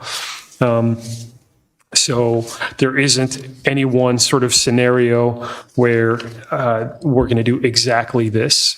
A large part of it is contingent on the exact type of development, the negotiations that happen early on in a project. But Typically, the very first step that's not listed on here is there is a development application that goes into our community development department, another department within the city, and they process that, and then they typically engage with us to make a determination on whether or not a park is needed. This slide assumes that that determination has already been made and that a park will be incorporated into that specific development. So after that determination has been made, we sort of negotiate with the team, which includes our internal team and the applicant or the developer, on exactly where to locate that, given some of the parameters that are in the policy documents. And then we set up an agreement with them, a park improvement agreement, and the agreement can stipulate things like the developer's responsibilities and then things that the city's on the hook for, including the developer will pay impact fees. And so we would, in the scenario where we agree to the developer providing a turnkey park, which means that they build the park, we would then credit them the appropriate amount of fees for whatever it is that they're building for the city. And so that's something that would be captured in that specific agreement. Other things happen, like we set up a maintenance fund for the park for maintenance in perpetuity after the park is built. We create a CIP, things of that nature. After that's occurred, then we go into the master plan phase. That's when we hire a consultant to put a master plan together and a cost estimate to orient the city on where we are. So we just went through that process with Unity Meadows Park. It's an illustrative plan that is meant to sort of convey what the intent is at full build out. This isn't always the case that environmental review would happen immediately after the master plan. Oftentimes with larger developments, there is an environmental document that is prepared, and if we already know that a park is happening, oftentimes that's captured as part of that larger environmental review. There have been times where we have just confirmed that sort of compliance or that mitigation has been accounted for. I see a scenario where maybe a park is included in an entitlement for a development and it didn't get built out for 20 years, and maybe the law has changed and you have to sort of revisit to make sure that it's currently compliant with all environmental laws. And in that scenario, I can see that happening after the master plan, just making sure that it's copacetic. After the environmental has been cleared, the master plan has been approved by the commission or the council. Typically, we enter into an agreement with a designer for technical drawings or design development and construction drawings. These are, again, intended to be put out to bid. And for a contractor to be able to sort of build what was previously approved. So by the time we get into those technical drawings, the opportunity to sort of chime in from the public is passed because the intent of those plans are a little bit more technical in nature. And once that improvement plan set is complete, we typically collaborate with our public works department, who puts the project out to bid, which means that they advertise it, they solicit bids from contractors. They typically, I would say most of the time, they award it to the lowest bidder. And then once that occurs, they enter into construction. So there's a series of you enter into an agreement, a written agreement, then you have a pre-construction meeting where you meet out on site and you convey to them the intent of the construction drawings. And then there's ongoing efforts where there is a city inspector that goes out to make sure that the park is being built to the specs that are in the plans. After the project is completed, we enter into an establishment period. This is the part of the project that's often confusing for a lot of members of the public. They don't see the contractor out on site. The park looks like it's been built, but the fence is still up. Why is it happening? This is a part of the project where we are allowing for the plant material to establish because this is one of the plant materials the most vulnerable. So if it's going to die, it's going to happen within that 90-day period. And so keeping the park fenced allows for us to replace any plant material that dies, right? The last thing you want to do is spend a few $1,000s on trees only to have half of them die. That can be replaced if we maintain that establishment period. So that part of the project is very important. And then once that is sort of complete and the project has been accepted by council, then we have a grand opening. And I'm trying to think of recent parks where we've completed. Magnolia Park had an extended establishment period because there was plant issues, there's turf issues, and so we had the opportunity to have the contractor repair the turf before the park was open, but it's open now. So with that, really, again, our objective tonight was to engage you, hopefully to include enough park planning vernacular in the staff report to allow you to sort of understand what we're saying, and really just to, as we go into this next year, to be able to build on this knowledge and make sure that you have an opportunity to ask us any questions that have been lingering from previous presentations. I know that there was, when we made our development impact fee presentation, some folks were lost just because of some of the lingo, and this is an opportunity for you to engage with us, ask us questions about anything related to development. And the only other thing that I wanted to say is that as park planners, we do a lot more than just development application, but this presentation specifically is sort of geared towards orienting you on that part of the project, because that's where you come in, you provide your feedback, you make sure that, we're on track. And so I wanted to make sure that because it is technical in nature, I wanted to make sure that I gave you the opportunity to sort of, again, engage with us and make sure that you understand it the best you can. So questions? Start off with Commissioner Cerna. I feel like I'm doing all the talking tonight. In the last meeting, there was a mention about taking the staff and the commissioners out on a tour of the various parks or properties that you manage, or maybe parks and recreation overall. And so I don't know if that's questions to you or to the director, but very interested in when that will be. Yes, we had a tour that we did last year, which was a lot of fun. And we visited a lot of parks and facilities. And I anticipate that we will try to do something again, maybe again towards the fall when it's a little bit after the heat of the summer. But we'd like to do that once again. And it's always a great opportunity to get out there and walk the parks, walk the facilities.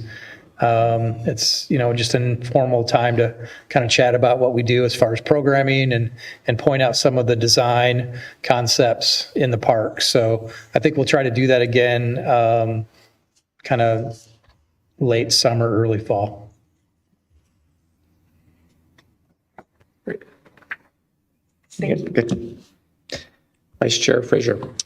Thanks, you guys. It was informative and really organized. The one thing that might come up later is for something maybe in the future is financing, like financing of parks and just kind of the different fund sources and stuff like that and kind of how that works out. And so be another kind of good topic.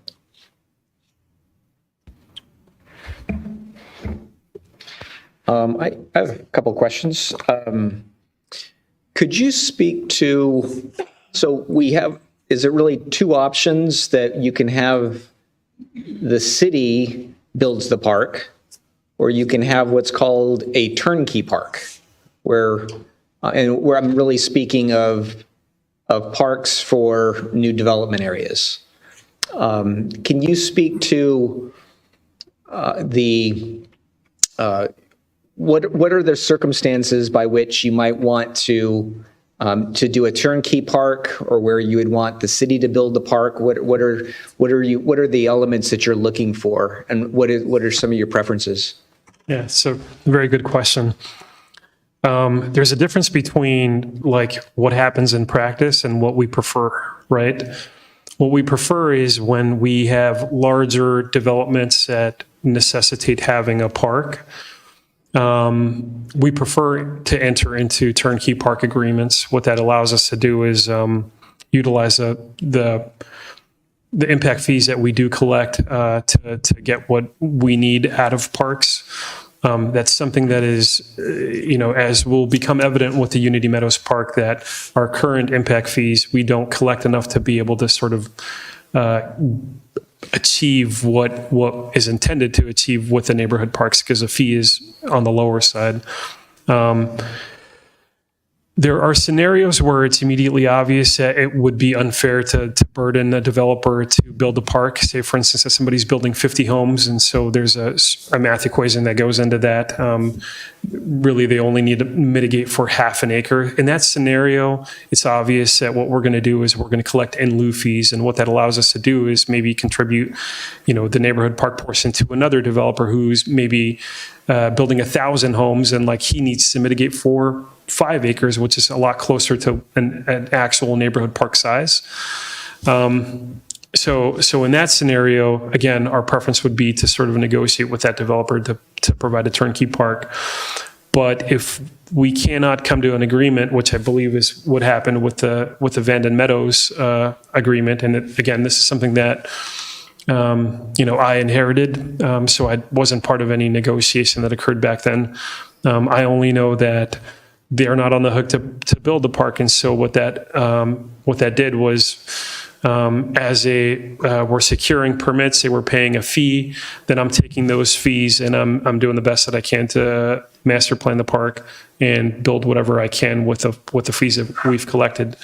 And so, those are the two scenarios. In the case that an agreement isn't made at the commencement of a development, then we build it through a capital improvement project, a CIP. And then again, we are on the hook for doing all the outreach, master planning the park, either designing it or hiring a consultant to design it, and then internally putting it out to bid and to construction. Again, alternatively, if upfront we are able to successfully negotiate a turnkey park with a developer, then the agreement that we would enter in with them would stipulate things like when it's appropriate within their development project to sort of introduce the park, right? Maybe it's once they've secured a quarter of the number of permits that they're proposing to pull, or maybe it's halfway through the project. I mean, those are the kinds of details that we stipulate in that agreement. But to answer your question, yes, either a developer built park or a CIP that is managed by the city. Okay. Can I add on to that? Sure.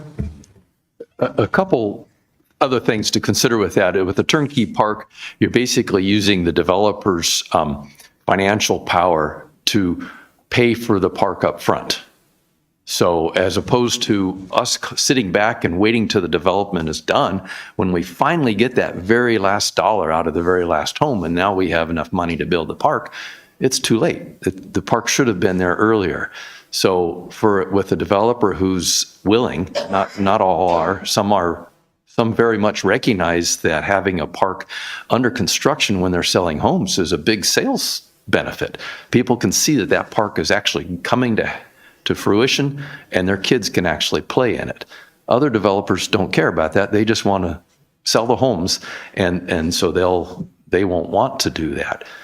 There is another advantage too, is developers typically can build the park for less money than if it was a city project. So you can get it quicker, you can get it earlier in the process, and you usually can get a better deal on the construction of the park with a turnkey park. Two big advantages. There's a disadvantage though too, is if you design the park in advance, guess what? Those people aren't there to have any input into the park. That's when people like Nemo and myself have to say, well, we think those people are going to want this type of thing, and you master plan the park in advance of anybody living in the area. And then obviously, the other sort of big component is the maintenance fund, the lighting and landscape district that is set up. It's obviously contingent on people paying that through their annual or property taxes. And so you need people to be living in the neighborhood to be able to collect money to maintain the park. So oftentimes, unless it's negotiated with a developer where they're maintaining the park, if they're building it up front, to Hugh's point, we like to see it come in once we've been collecting some maintenance funds to be able to sort of maintain it and have resources to do that. So I hear you. So if I let me ask it this way: if you had the right developer and you could come to terms with them building a turnkey park, would that be the preferred option if you would wait them to? The cost benefit, the getting it opened earlier in the Yes. phasing? Yes. Okay, great. And then, so we have the East of Leisure Town specific plan is currently under discussion. And my understanding is that the developers have, we have the standards in the master plan for how many neighborhood parks, community parks, how those parks are to be programmed, sizing requirements and such that were in some of your slides. But my understanding is that the developers are proposing an alternative to that. And so speak to how we handle situations like that, because I think we have a guiding document, we have our master plan, and we have our standards for a reason. And as you continue to add new housing, you need to hit all of those elements. Otherwise, we're going to be short ball fields or short courts or something like that. So, yeah. I can respond to that question, but I would say that this is more theoretical and not necessarily tied to East of Leisure Town, because negotiations are still occurring with that developer or those three developers. And so I don't want to get ahead of that discussion, because at some point, that there will be a study session with the Parks Commission where the developers themselves will come to you and they'll sort of make the presentation to you on what they are proposing, and we as staff can give you sort of our thoughts on what we feel about that specifically. But those are important factors to consider when a developer is proposing a deviation from any of the policies. That's the time for you to recollect all of the presentations that you receive from park staff about any sort of capacity issues and whether we are doing something that is alleviating some of that or compounding the problem, right? One of the things for you to know for sure is that to the extent that there is a deficiency in parks, that's not something that new development can remedy, right? You can't say, well, we're deficient in this and we need this developer to do that. What you can do is review the application that's in front of you in isolation. So like you're only looking at that development. What do they need to mitigate for, right? And are they providing that? That you can certainly do. And it's important, again, to make sure that we are making decisions that are not compounding existing problems, because to the extent that we do that, we sort of shift the burden on hitting those LOSs to the city away from the proposed development. So again, this isn't specific to any development, but just in general, something to think about. Because the complicating factor is it's not just about how many parks or the size of the parks, it's also about the programming of the parks. So because we're looking to hit benchmarks, levels of service for various courts and fields and such.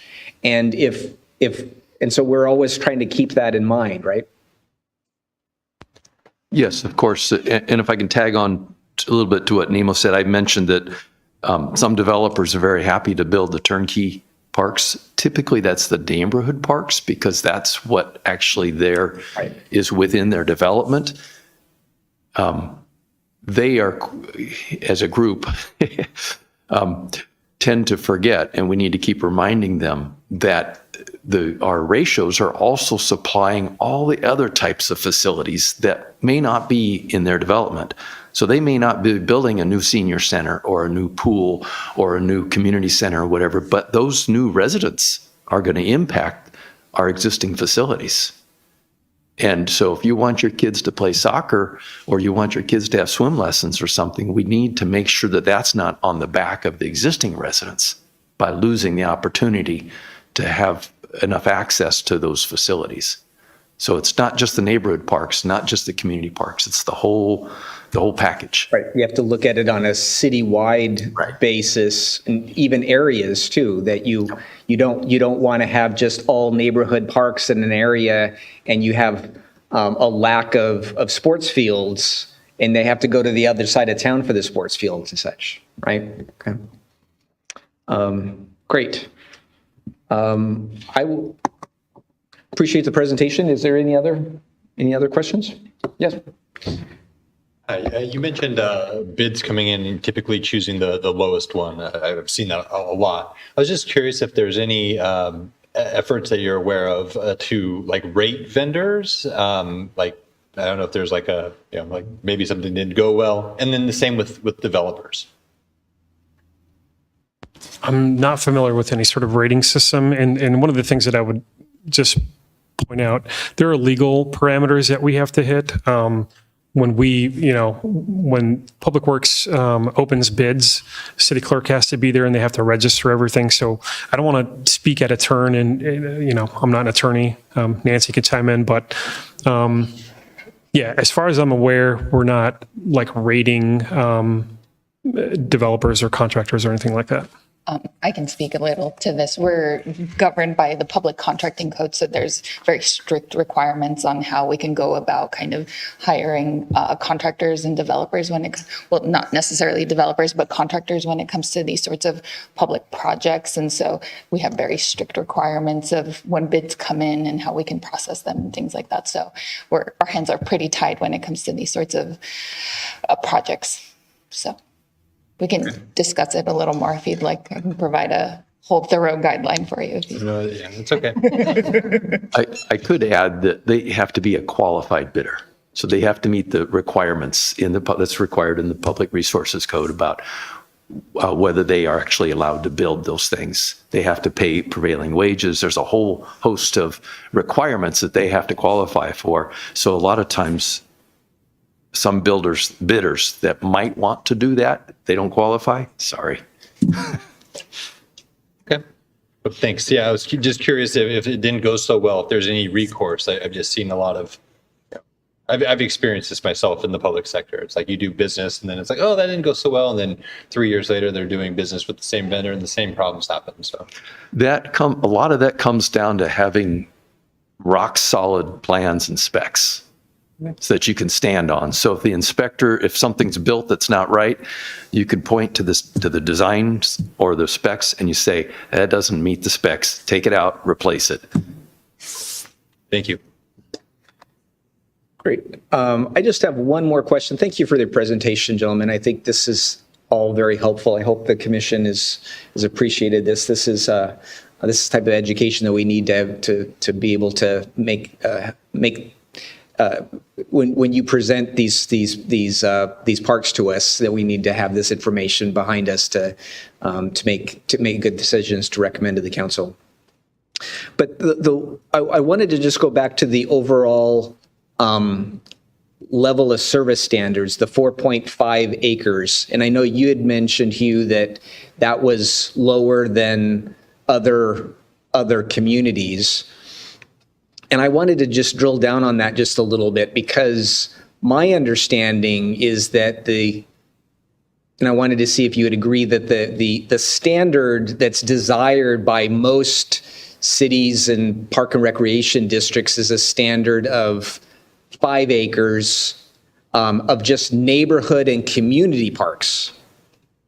And again, that's consistent with the maximum Quimby standard as well. And I think I think a lot of park agencies have tagged on to that maximum standard there as well. So I just when I look at our standards, that we're really actually only at 3.5 compared to a standard of 5. Now, we do have the benefit of Lagoon Valley Park, and so that, that's a great amenity. But I think it's important to keep that in perspective, that if we're really comparing apples to apples, we're at like 3.5 acres of neighborhood and community parks versus most other communities that would have a standard of 5. Is that? I would say that's generally true. I've forgotten the exact number. There's a very large percentage or a very large number of communities similar to ours do have a Quimby ordinance. And within the Quimby Act, there's a minimum of 3 up to 5. You can't require a developer to build more than 5 acres or dedicate more than 5 acres of land. But it's based on what you're already providing. So, for example, the city of Fairfield recently upped their Quimby standard because they had increased the amount of neighborhood and community park that they were already providing for their neighbors or for the community. And so they were able then to bump it up to the full 5. And I would agree with you, 5 is kind of the, it's what the CPRS, California Park and Rec Society, recommends or suggests. Each community is on their own. You know, you can define it however you want. But again, I go back to making sure that we can maintain whatever we build. Right. I hate seeing public money thrown at some beautiful new facility and then not being able to maintain it. I don't know if I answered your question totally. I just wanted to make the point that it's if you just compare neighborhood and community parks and that standard that so I just don't want the public to think that, oh, we're already at the same level of standard of other communities. I know that's the master plan desired level of service, not necessarily what other communities are providing. But right, and we're riding on the laurels of, as you pointed out, and Nemo mentioned it too in his presentation, that we already own all of Lagoon Valley Park. So when we ask a developer to provide our impact fees, they're not paying any money to buy additional regional parkland, right? Just neighborhood and just community parkland. Right. We are asking them to provide some money for developing Lagoon Valley Park. Part of that's how we get to that 1 acre, hopefully. Right. I can expand a little bit on your question specifically. We did a little bit of research last year on 14 agencies within this corridor, 80 all the way to Sacramento or Roseville, Rockland area. And I believe of the 14 agencies that we looked at, I want to say like 10 of them were at 5. Some of them were significantly higher. I think Roseville was at 9 acres per 1,000 residents. But the weird thing about how they did their calculation, they included open space in that 9 acres. We don't. And then only one agency, and I can't remember, I think it was West Sacramento, was lower than Vacaville. All other agencies were above Vacaville. Yeah, I believe Napa is less than us, and Vallejo is at 4.25. I think everybody else is. Yeah, and that I don't think I looked at Napa, so it wasn't included in that 14 agencies that we looked at. Okay. Great. Any other questions? Yes. Yeah, Chair Oz. I just also would like to let the commission know the National Recreation Park Association, if you go onto their website, they also have national statistics on basically park metrics per population. So you can kind of look at how Vacaville stands up against cities of 100,000 in population that are in other areas of the country. And they kind of look at metrics like that. So it's kind of fun to look at that and kind of see how we compare. So in your spare time, it's just another great resource to kind of look up and kind of see from best practices what is happening around the country. Well, to your point, that would be helpful to see the actual the existing level of service for all the facilities and acreage and parks. Because I think what you were showing us here was the actual master plan standard, but not. It would be interesting to see where we're deficient, or have a surplus. So we know that we are basically meeting our standard for community park acres. I think that's the only place. Yeah, we're slightly under on everything else, including facilities. And one of the things, so like when the Park and Rec Master Plan was adopted, in there it stipulates that we should revisit the plan every 5 years. We're at the 5-year mark now, and one of the things that we are contemplating doing is, when we revisit that, updating, sort of articulating our inventory and where we stand and where we're deficient, so that it's immediately obvious to you all when you're making your decisions where we stand, and it's not something that that only staff knows when we're doing our calculations back at our desk, but it's something that's public and registered as any update that we make to the Park Rec Master Plan. A lot of the data that we have is old, and so that's what makes it difficult a little bit to sort of say definitively, like, we're this amount short or whatever. I know that we are almost right at the Market Community Park and slightly under on just about everything else. And then I don't know if I have a question, but I'll just sort of share the issue that as you're looking to achieve all of those levels of service for different types of facilities, the master plan doesn't speak to where they go, like a neighborhood park or a community park or region. So you have to take that and then look at the city aggregately and try to identify, make sure that you have ball fields and parks and pickleball courts spread throughout the community, right? Sometimes you might have to put them in a neighborhood park, sometimes in a community park. That's a really good point. One of the things that we try to do, and I don't know if that came across in that Unity Meadows presentation, but sort of equitable distribution of recreational sort of amenities is something that's very important. Past commissions have been advocating for that as long as I've been here. So I want to make sure that moving forward, to the extent that we're here, that we're really pushing that and to make sure that these kinds of amenities are available to the people that are moving into Vacaville and that they're not having to drive to the other part of town. That does lots of things that residents don't like, right? It adds additional cars on the road. It makes it so that maybe you don't go and join the baseball team or something, right? We want to make sure that to the extent that these facilities are used for baseball practice or soccer practice or any of that stuff, that's located in your neighborhood specifically. And then you have the complicating factor of sometimes you want to have multiple fields in a community park for sizing for big tournaments and such. But then you also might want to put some of those fields in neighborhood parks and other community parks so that you have, immediate access. And so those are some of the challenges as well. Yeah. Again, throughout the year, you're going to hear presentations. Some of the sports leagues might come. There might be a presentation on some sort of capacity issues that they're holding. I know that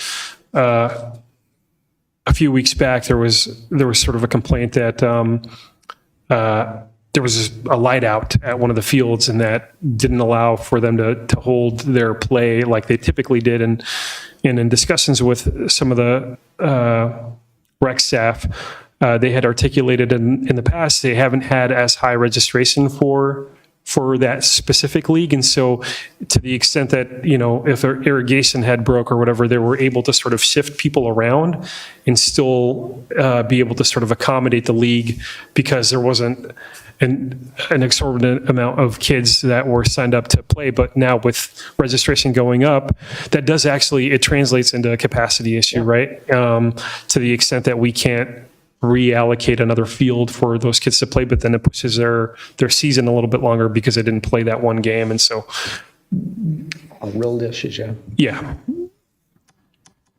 Great. Thank you, gentlemen. Yeah. Chair, open it up to public, please. Yeah. Thank you. Of course. Thank you. So I'll take that comments in public.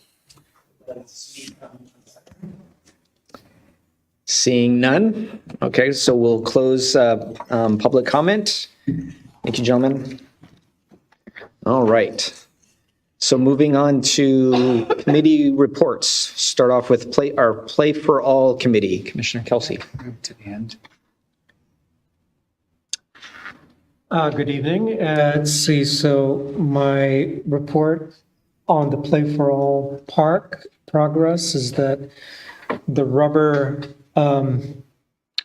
ground for the baseball field has been set in place and looks really beautiful. The fencing is done for the baseball field. They're working on the walk path, bike path, and there's some issue regarding state and city in terms of requirements, in terms of sizing, which I believe Tom Philippi and and is working out with Mayor John Carley and Savita, I can't remember her title. So they're working that out, and hopefully that'll be resolved soon. But in general, everything's moving in the right direction, and everything looks wonderful. So, thank you, Commissioner Kelsey. We'll move on to Youth Sports Advisory Team, Commissioner Gollinger. We met on April 16th. It was a really good meeting. The sports groups that were represented at the meeting expressed some minor issues with some of the facilities. That included trash cans not being serviced as often as they should be, and or not knowing where they should put trash cans. We've moved some people around, so it's like almost a training thing. Nemo stole my thunder because I was going to comment about the lights being out on the field. My biggest takeaway from the meeting, and I think it really hit home for all the people in the room, was that we are basically at capacity. We have 660 players on our adult softball alone. 660, that's ridiculous. That's amazing. And 96 players in T-ball for this spring, which is something new for the city of Vacaville. We haven't done it in the spring in the past, and we still got 96 players. We have 30 signed up so far for summer. Grand total for sports, this is approximately 1,994 people playing baseball and or softball in the city of Vacaville. That's amazing and that's awesome. But the reality of it is that next year they're going to have to cap registrations, and they know that now. And that's unfortunate. It's unfortunate we don't have any place to put kids who want to play baseball or kids who want to play softball. That it shouldn't be that way. But Nemo was there, and Nemo talked a lot about capacity issues, and he educated the baseball people about where the money comes from, how the money funnels into the city, and how we make choices about building fields. And so that was really good. I think it was really encouraging to see them engaged in that conversation, and asking more questions about what they can do to advocate for themselves in the city. So it was a good, really great meeting, I thought. Well, a question for you, and maybe a question of staff as well. Maybe it might be a good idea to have a future session at a commission meeting to bring YSAT here and talk about their challenges and issues and what's working. I think that's a great idea. You don't know until you actually hear it from the horse's mouth. They're generally really happy with the facilities that they have. Just there aren't nearly enough. And it's a baseball problem primarily. We're not hearing this from soccer. Maybe that will change someday, and we will. But this is a baseball town apparently, and they're all across the board outgrowing us. Okay. And we should be very proud of the fact that our baseball programs in this town are very, very successful. And we should be really glad that we are providing this quality product for our kids. So I would hate to see, them leave us or cap their registration and people end up leaving us for Dixon or surrounding communities. So anyway, yeah, that would be great to have them come here. All right. Let's see. So we'll move on to reports of the park manager. It's Wallace's turn. Wallace, it's for your patience. Of course. Good evening, Chair Oz, Commissioners. I have a couple things for us tonight and get us out of here in short order.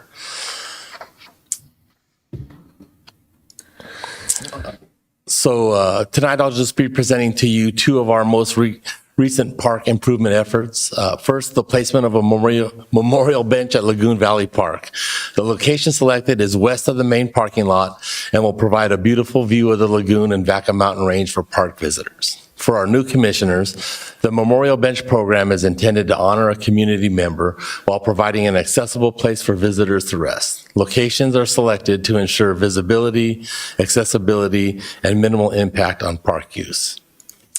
Next, we have the completion of some painting projects that I spoke about at the last commission meeting at the Pina Adobe restrooms and pavilion, as well as the Lagoon Valley restrooms. These painting projects play an important role in refreshing and preserving park facilities to protect surfaces from wear, weather, and long-term damage. And beyond providing improved durability, these updates enhance the overall appearance of the spaces, creating a cleaner and brighter environment for all of the visitors at the park. So we're pretty happy with the results of what we have so far. We have more coming for you. And that concludes my report. Any questions? One question, were the restroom improvements that we had on all those parks, were they strictly just painting? Yeah, so last year we redid and we painted the interiors of all the restrooms throughout the parks in the city. And then this year we focused on the exterior paint on the restrooms that need painting. Some of them are, center block walls, so there's no, the split face center block wall, so there's no painting that would be required with those. So those didn't get painted. But we are also going to be putting in some new epoxy floors in some of the restrooms, along with some upgrades and partitions for some of the parks that are kind of dated and the graffiti and carved into over time and that aren't repairable anymore. So, Great. Any other questions for Wallace? Yeah, Commissioner Wold. Hi there. I was wondering, thanks for the email up here for maintenance requests. I was wondering if there's other ways to submit requests, like I've seen like C-Click Fix from the city, which is like a way to report like maintenance issues both from staff and from citizens. Yeah, the best way to get a maintenance request to us is through this email address, or you could call the courtyard admin, the 469-6500 number, and they'll get the request to us. Awesome. Okay, thank you. Yeah. Thank you, Wallace. Have a good evening. Yeah. Next, we'll move on to reports of the park planning manager. Again. Is he got it? I just want to apologize to you all for having to hear my voice so much tonight. I did my best to rope some of my other park planners in so that you wouldn't have to. Give me a second here.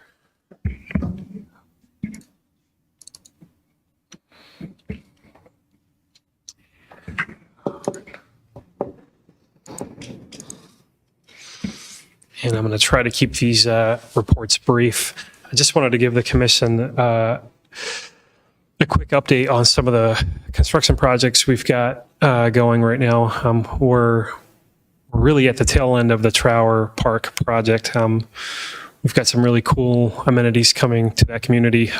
We've got a soccer field, which they've been advocating for a long time. We've got a splash pad, an embankment slide, a skate park area, and we've got 2 shade structures. Previously, the only shade that we had out there were the areas underneath the trees. We've got new picnic tables and other site furnishings, and then obviously we've got a lot of new plant material, including a pollinator garden. That construction we've done a walkthrough. It's currently in establishment period, so it should be open here sometime early summer.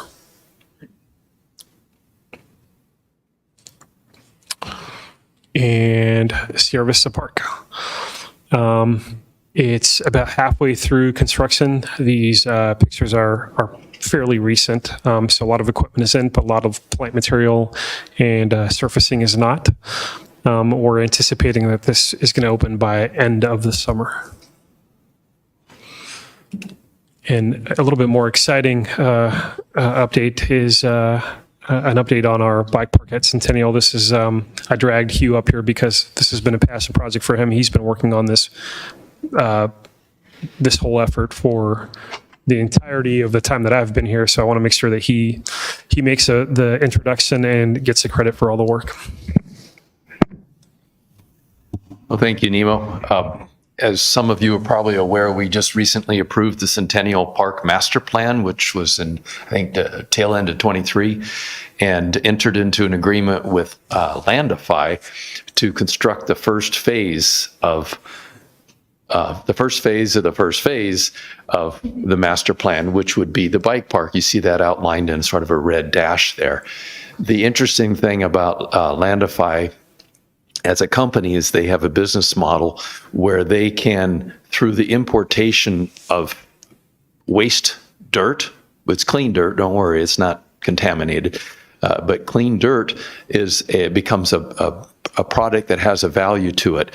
And then they're able to take that value from the developers that need to get rid of the dirt, and they put it into the park, and they can actually construct the park at zero cost to the city.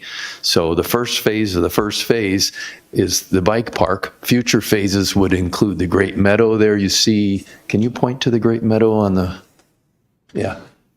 I don't know. Yeah, right there. And then also further south of there where the ultimate dog park will be, where our old city landfill is down there. Those are future phases that we anticipate also employing Landify to help us with. Now, this is a French company that has been in business. Landify is a subsidiary, a U.S. subsidiary of ECT, which is a business that is in France. They've been working for over 50 years with that exact business model of taking the waste materials, filling an area that needs fill, and utilizing the proceeds to actually construct something positive, whether it be a park or an agricultural area or some other recreational space. So recently, just I think it was April 16th, we had the president of ECT, that's the French parent company, and the president of Landify, our local entity that was actually constructing the park. They met with our city manager, and then we went out to the park, and with our great video team, they recorded a very short video that we have to share with you. So this is Lawrence Mongo, Laurent, excuse me, my French is terrible, of the ECT entity, and then also Jonathan Bryden, who's the Landify. Can we start that video? Yes. This process began through an incoming call from the city of Vacaville, who needed to remodel part of the Centennial Park. It has always been a park that was meant to be developed, so that's always been in the city's plan, and it was really the perfect location and size for a bike park project, to host a bike park project. And in order to do that, they needed to import dirt, and so they saw Landify's business model and thought the business model would be perfect in order to fulfill the need for the park to be reshaped. The city is not paying anything for this project. 100% of this project is funded through Landify's business model. We have developed a very interesting model, which is getting the dirt from the construction sites, construction mostly of houses, of buildings, and we get that dirt because the construction companies need to get rid of that dirt. So that dirt has value, and of course we have to make sure that it's good dirt, inert dirt, and then we are reusing that dirt to create new environmental, leisure, agricultural projects. So with that material and that money, we can co-design projects with cities, and that's the case for the city of Vacaville, and then realize them at no cost for the city. There is no contaminated dirt coming on the project. So there's a very important traceability process that allows us to make sure that the dirt that comes on site, we know where it's coming from and it's being traced, and we feel 100% comfortable with the content of the dirt. To make sure that the trucks don't track out mud or dirty the road, we have a street sweeper that's in place to make sure that the roads are kept clean. This is our flagship. This is our first project in California, and we want it to be fully satisfactory for the community, for the city of Vacaville.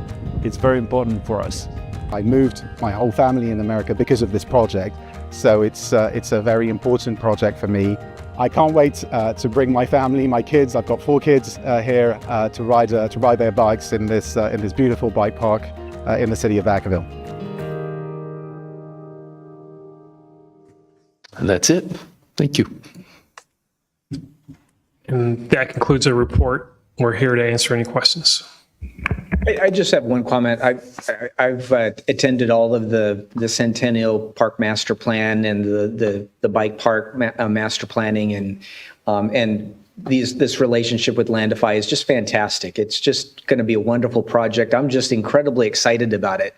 But there is one thing that is disappointing, and you know what it is. It's the timing. Can you just speak to that? Just what are we're looking at timing? Sure. So under promise and over deliver is something that I try to live by. The date that we have been promoting is 2033 for completion of the bike park, not to be confused with completion of the entire Centennial Park Master Plan, which I've seen on some social media. That's not the case.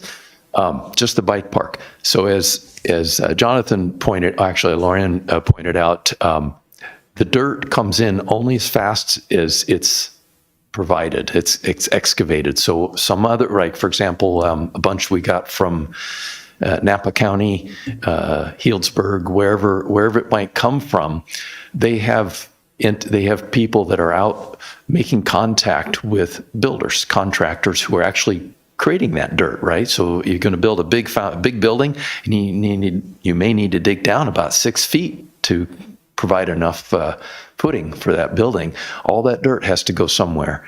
The go-to in the construction industry, you just take it to the landfill, to the dump.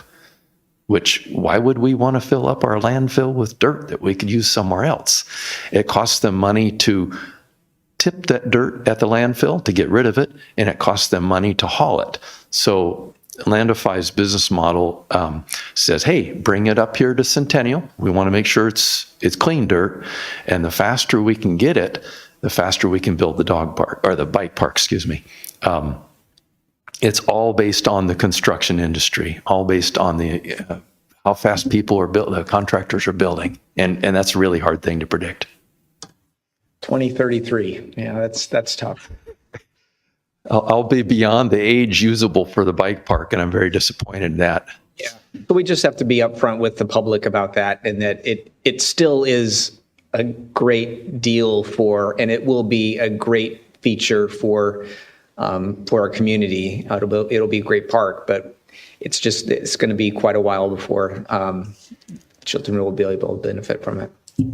If I could add to that a little, just briefly, what they are searching for is a few very large projects. So, for example, say the new tunnel was to be dug underneath the bay or something, where you have lots and lots of dirt, steady stream of lots of dirt. We could easily beat that deadline much quicker. Right now, it's these small projects that are generating it, and that makes it a lot harder. It's more expensive to have people out there making negotiations and trying to get the contacts, and then also the verification process, checking that the dirt is clean all the time. Great. Thank you, gentlemen. All right. Next, we'll move on to reports of the recreation manager. Good evening, Melody. Good evening. Tracy's going to pull up my presentation. And just want to thank you all for being here this evening. I know it's a long one, but there's lots of good information. Substantive one. Yes.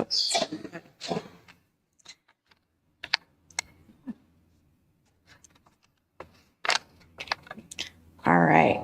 If you want to just jump to that first slide. I want to start us off with a little recap of VacaCon. This was an event that took place on April 11th and 12th, and it was a great success, although we did have quite a bit of rain that weekend. So 3,000 attendees joined us despite the rain, and we want to give a big shout out to some of our colleagues in other departments that normally wouldn't be out that weekend.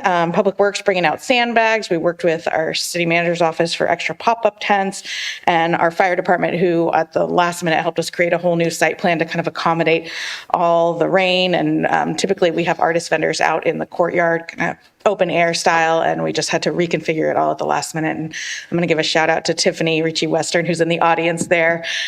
She is the supervisor who is over that entire event. So she was really working hard for everyone that weekend.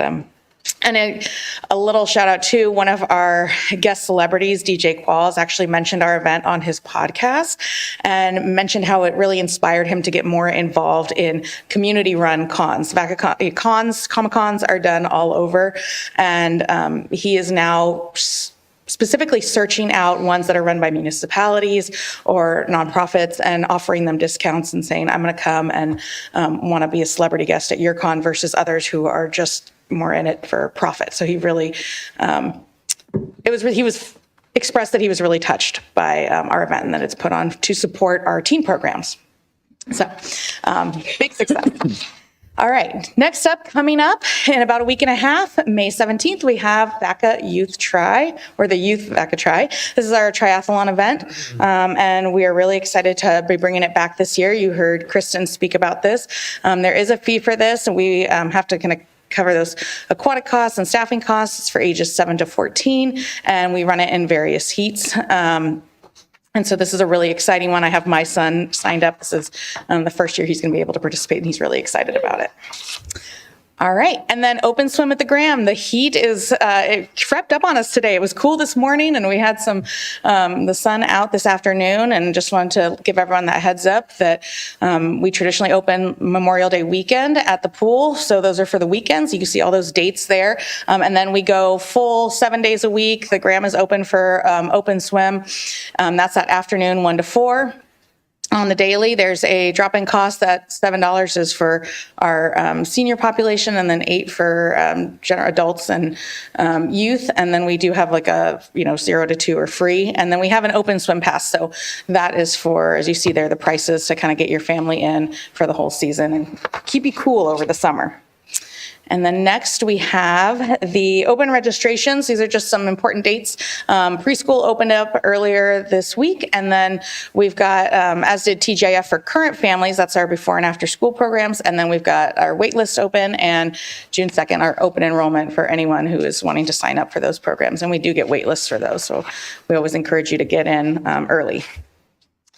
And then it is Older Americans Month, and one of the ways that we celebrate May every year is we have a Cinco de Mayo event, and so that is happening tomorrow from 1 to 3. We've got food, entertainment, a fun mariachi band is coming through with some fun prizes. So we always like to do a raffle with that, and there's good times had. Lots of fun pictures are taken, as you can see. And then lastly, we are prepping for all things summer camp. So leader in training for our teens. There's an opportunity for new teens and ones who are returning who participated.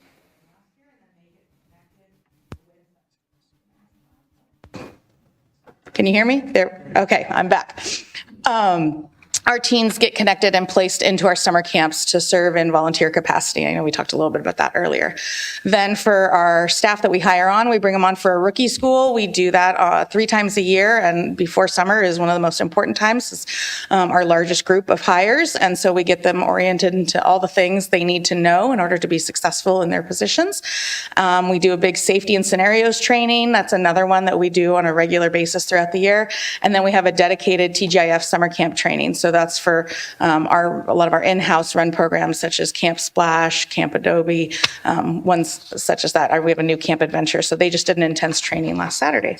And that's what we got going on for programs. Happy to answer any questions.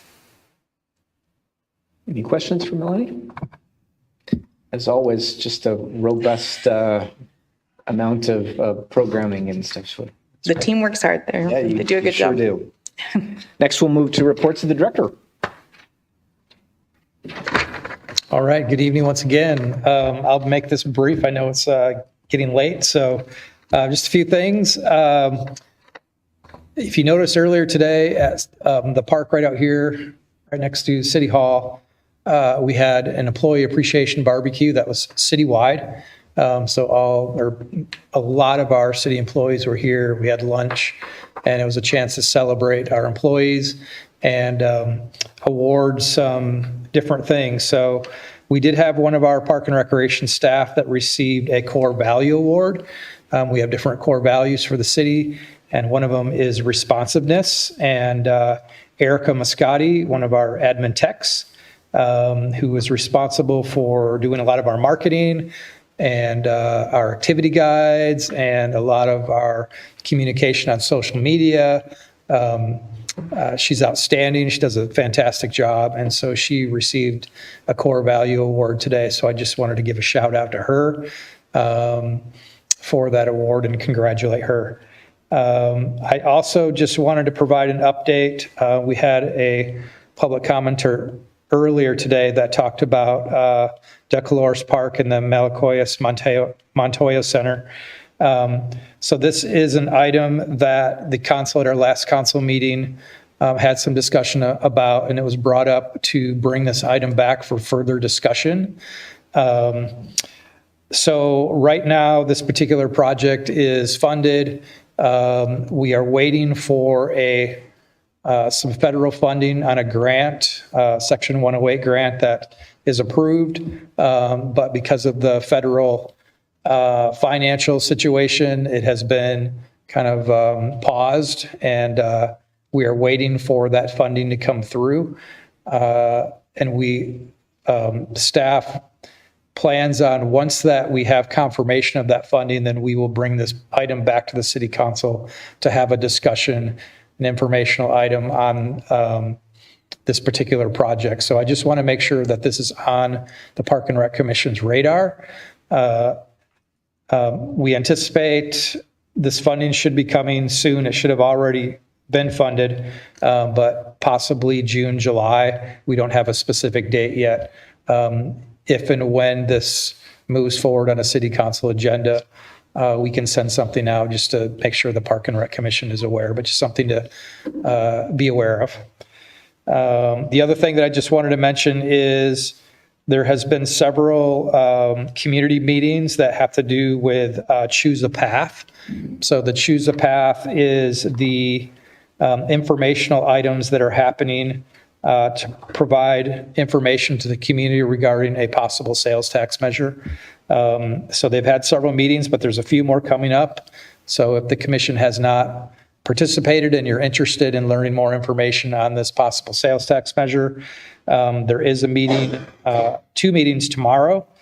So Thursday, May 7th, there's one from noon to 1 at 3 Oaks Community Center. And there's another one tomorrow evening from 6 to 7 at Fire Station 74. And then on Saturday, May 9th, there's a meeting from 11 to noon at Fire Station 75. So if you're interested in participating in any of those meetings and learning more about what that is about, you can also there is a pretty good information on our website. If you just Google Choosing a Path Vacaville, you'll be able to find a lot of information on our website regarding this possible sales tax measure as well. So just encourage you to be informed and learn more about that.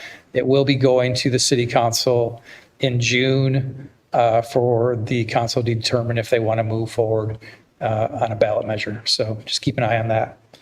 And that's all I have to report this evening. Great. Any questions of the director?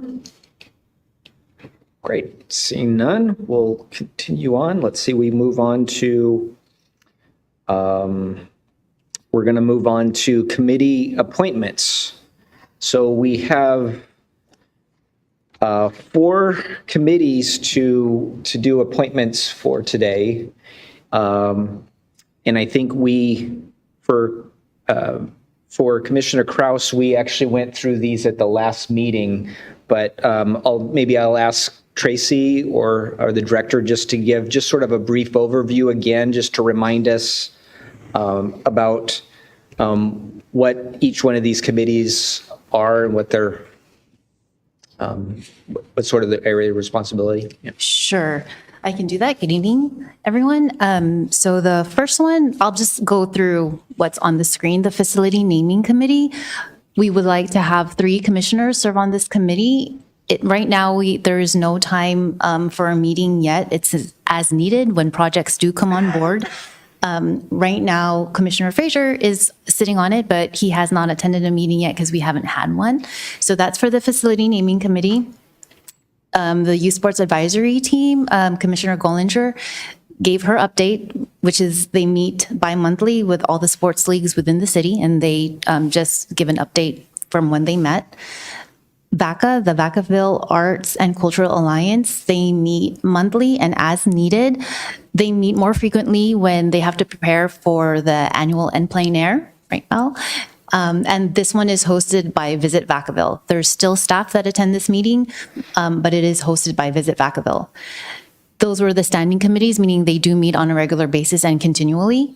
For the ad hoc committees, these are more project-based. So as Commissioner Kelsey is sitting on Play for All, once Play for All is done, they will not have to meet anymore. This meeting meets the second Monday of the month at 5:30. And yes, so those are the ones that will ask for appointment for this evening. The Creek Walk, we will appoint in November. Great. Thank you, Tracy. Any questions of Tracy before I'll just start going through and asking for nominations or self-nominations for each, but I just want to make sure if there's any questions of Tracy about or others that might be have served on those committees to give you some feedback on what it's like in the commitment. All right, well, seeing none, we'll start with, we need to appoint one commissioner to serve on the Vacaville Arts and Cultural Alliance.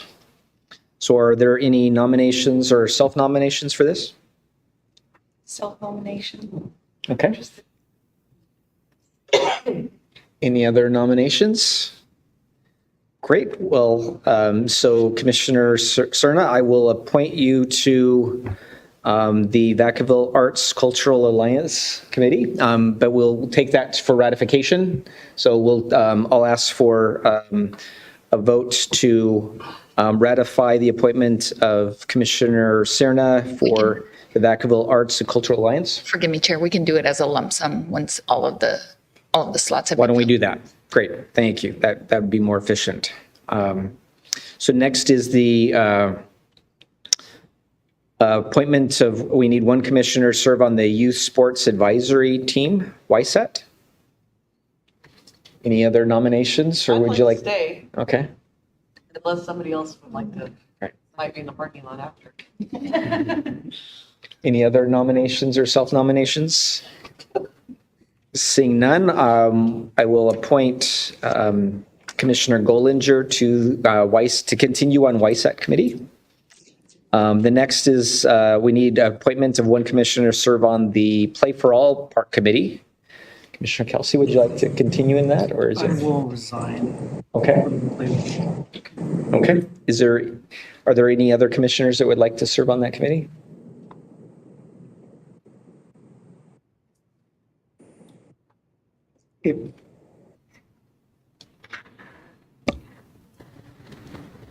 If nobody volunteers, then I'll stay on the committee. Okay.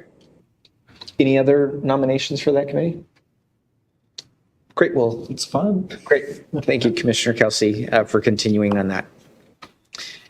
So I will appoint Commissioner Kelsey to continue on the Play for All Parks Committee. And then the last one are the three commissioners to serve on the Facility Naming Committee. Are any nominations or self-nominations? I'll self-nominate. I'll keep my name on there too. Okay. I'll self-nominate. Okay. Anybody else? All right. So I'll appoint Commissioner Kelsey, Chair Frazier, and Commissioner Kraus to the Facility Naming Committee. And so with that, I'll ask for a motion to ratify these appointments. I move. No, second. So moved in second. All those in favor say aye. Aye. Any opposed? Motion carries. Congratulations. Great.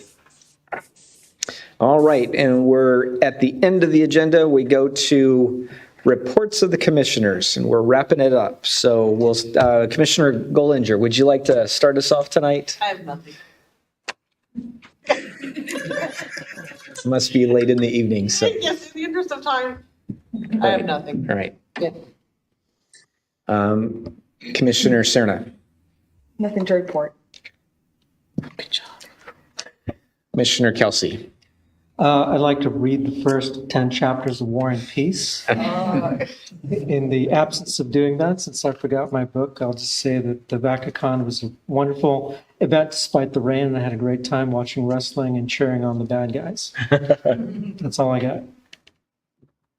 Great. Commissioner Wold. Nothing to report. Commissioner Kraus.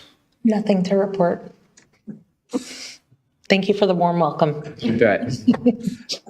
And Vice Chair Fraser. So I do have one thing. It's the Vaca Try. And so just again, it's the 17th, so it's a Sunday. And if anyone would like to volunteer, you can show up at about, the volunteer time is between 12:15 to 3:15 or 3:30. And you can meet me in the pool area, either by the high diving boards or in between the two pools, where we'll have kind of our initial meeting for everyone who's volunteering and where to place them and all that kind of stuff. So, so it's great. There's 4 age levels. There's signups that are still available. And so it's a fun event. Great. So. Great. And I'll wrap up by just welcoming Commissioner Kraus. But we're really glad to have you. So this was a long meeting, but substantive. So hope you can. I also attended VacaCon and sat in as a judge for Commissioner Kelsey, but had just a great time with that. What an event! That was quite a spectacle. So I really enjoyed that. It was tough to judge, but. I also attended the Arts Advisory Committee did an unveiling of Pilar, which is the cow outside of our chambers here, and it was Melanie. You did a great job along with Chair Bates and Vice Chair Fox. Did great presentations, and it was a really special event. So I was glad to join in on that.